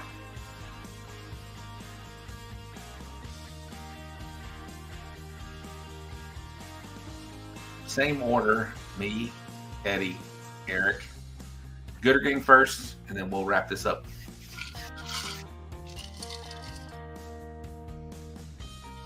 Eric, while they're chiming in, Ty, that's a great pick, by the way. I wanted to grade this box. So I mean, I'll go ahead and hit up some of the. We get 9 for me from Chris Davis. JJ Daly says a 9. But the one thing that I wanted to say about this box is I was going to give it a 10, but I know you can't give it a 9, I guess, in KCBS. But is that last slice back there, since it's laying down? I know I said this last week. Do you count off for that for appearance or no? No, and so Ty, in KCBS, you'll see some folks that will sometimes take a little piece, whether it be pork or whether it be brisket, and they'll put a little piece of meat behind to use that as a way to prop those slices up. Some people will use garnish to do that. So even if it's laying down, that's okay. And this one here, and I'll wait to get my score, but you notice on the bottom how that they've got a little sliver of fat where that they make the slice uniform all the way across. You can't really tell. That's perfect, from a KCBS perspective. So, Ty, what's your score? When I saw this box, I mean, this looks perfect to me. Like I don't think this is not TQ. I don't think, but this looks perfect all the way around. The moisture looks nice. It's got the nice little specks of where you can see it glistening like this. I know who sent me the box. I don't know if he cooked it, but this is the best looking box I've seen in a while. All right, so Ty gives it a 9. I will agree. That is a 9 all day long. Perfect symmetry. I like the kale. Can't see the kale after that first slice because it's perfectly laid in. The brisket is perfectly laid out. I can see what Ty was saying about that top right one, but that's not affecting me at all. 9 all day long. Eddie? Go ahead, Eric. Yeah, it's a 9 for me. And Fred made a comment, and I was going to say this as well. But if you want to be overly critical, you can see the right side over there starting to crumble just a tad bit. I'm not going to eat the edges of this. This is a beautiful box. Yeah, I saw it, but perfect. Yep. So, man, Eric was like, man, they say they can cook brisket in Texas. That's my box. Why the fuck you fuck up that right corner one though, Eddie? Perfect 180 at the KCBS Invitational. So, man, I'll take it. I'll take JJ's 8 also. You got to have one judge that you drop, Eddie. So yeah. Man, that back slice though, man, I just lay that one down and then I start my, my fan down from there. I don't really care to hold it up. It didn't bother me at all. Muted, Rob. You're muted, Rob. That's it. Hey, Eric, thank you very much for coming on the show. You've added a lot of insight tonight, man. Like, we've got some KCBS big events coming up. Danny Dietz Memorial Classic, the American Royal. But the insight and the information you provided is going to help a lot of the Gooder gang go out there and compete and do well. You added, a lot of good information about, you bite from the meatiest part. If you're doing chicken thighs in a muffin pan, you want to season the bottom. Ribs, same thing. Season that where you're going to bite up and down. Pork, the amount of selections you can do. And then brisket, we just talked about brisket. But what a great show. Thank you so much, Eric. Eddie, what you think about tonight's show, Eddie? Man, I thought it was a very informative show, man. He had a lot of knowledge and a lot of, man, if you watch the show, you should have taken a lot of tips from this show, man. There's a lot of information there that, man, you need to make sure you pay attention to. The smallest bit you can think of, man, it means a lot. I took notes. Yeah. I took notes. I got a lot of notes here that's going to add other. But, Eric, thank you so much, man. So we'll see you at the Danny Dietz Memorial Classic, correct? You guys will. American Royal? Yes, sir. Pine Bluff, Arkansas. Are you going to be there? Murfreesboro, praise the Lord here. Mike Mills, true legend in the sports. Another one could be up on the Mount Rushmore here, but, I'm loyal to that one. Awesome. Hey, the same weekend, I guess. Absolutely. It is, yeah. Okay. All right. Well, BBQ, if you guys are going up the week before the Royal, there's a double up there just outside of Kansas City. So if you want to hit one on the way, I'll plug that one. Which one is that? Yeah, talk about that one. It's called BBQ. I'll be there. Yeah, Greg Hasty, he puts on amazing contest. Any of the folks that are chasing in KCBS, you'll find the who's who that will be there. It's a double. Next weekend is the Royal, so you're already there. Great cook-off. Well organized. Absolutely. Before we let you go, Eric, anybody want to give a shout out to? Thank you so much for doing this. You introduced us. Yeah, you've been shouting out for 6 shirts now, but thank you for introducing us to the judging world. I didn't realize how close knit you guys were. Y'all out. You have a judging portal. That's very cool. You guys travel so much like we do. You know, you spend a lot of money like we do. This is awesome. But go ahead. This shirt that I've got on, this is our shirt that we gave out to all of the contestants and all of the judges for Smoke on the Shores. So, again, shameless plug, the third weekend in March, it's going to be, I think, March the 15th and 15th. If you guys are looking for an amazing cook-off, we'd love for you to come up to Tennessee and join us at KCBS Smoke on the Shores cook-off that we put on. Great event. You're in there where the Tennessee State Fair is. We actually host the KCBS Invitational at our facility. Plenty of power, plenty of water, dump stations on site. And the cool things that all of you Texas guys will love, we do walk music at our awards as well. So sweet. Whatever your song is. And Rob, I know your music here, and so I'm the one that goes in behind all that. So I've got some of those for the Texas guys. I'm so used to being broke. That's it. Teddy Swim. Yeah. Yep. Hey, Eric. At Smoke on the Shores, has Wes ever cooked that one, and how has he done?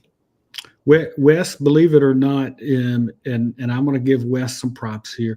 Wes hears his music played, and he changes it up every year. And so his song this past year was Afro Man, Take Me Back Home to Mississippi. So I can only play a short clip of that before that it gets to the point where it's not family friendly. But, you know, Wes does well.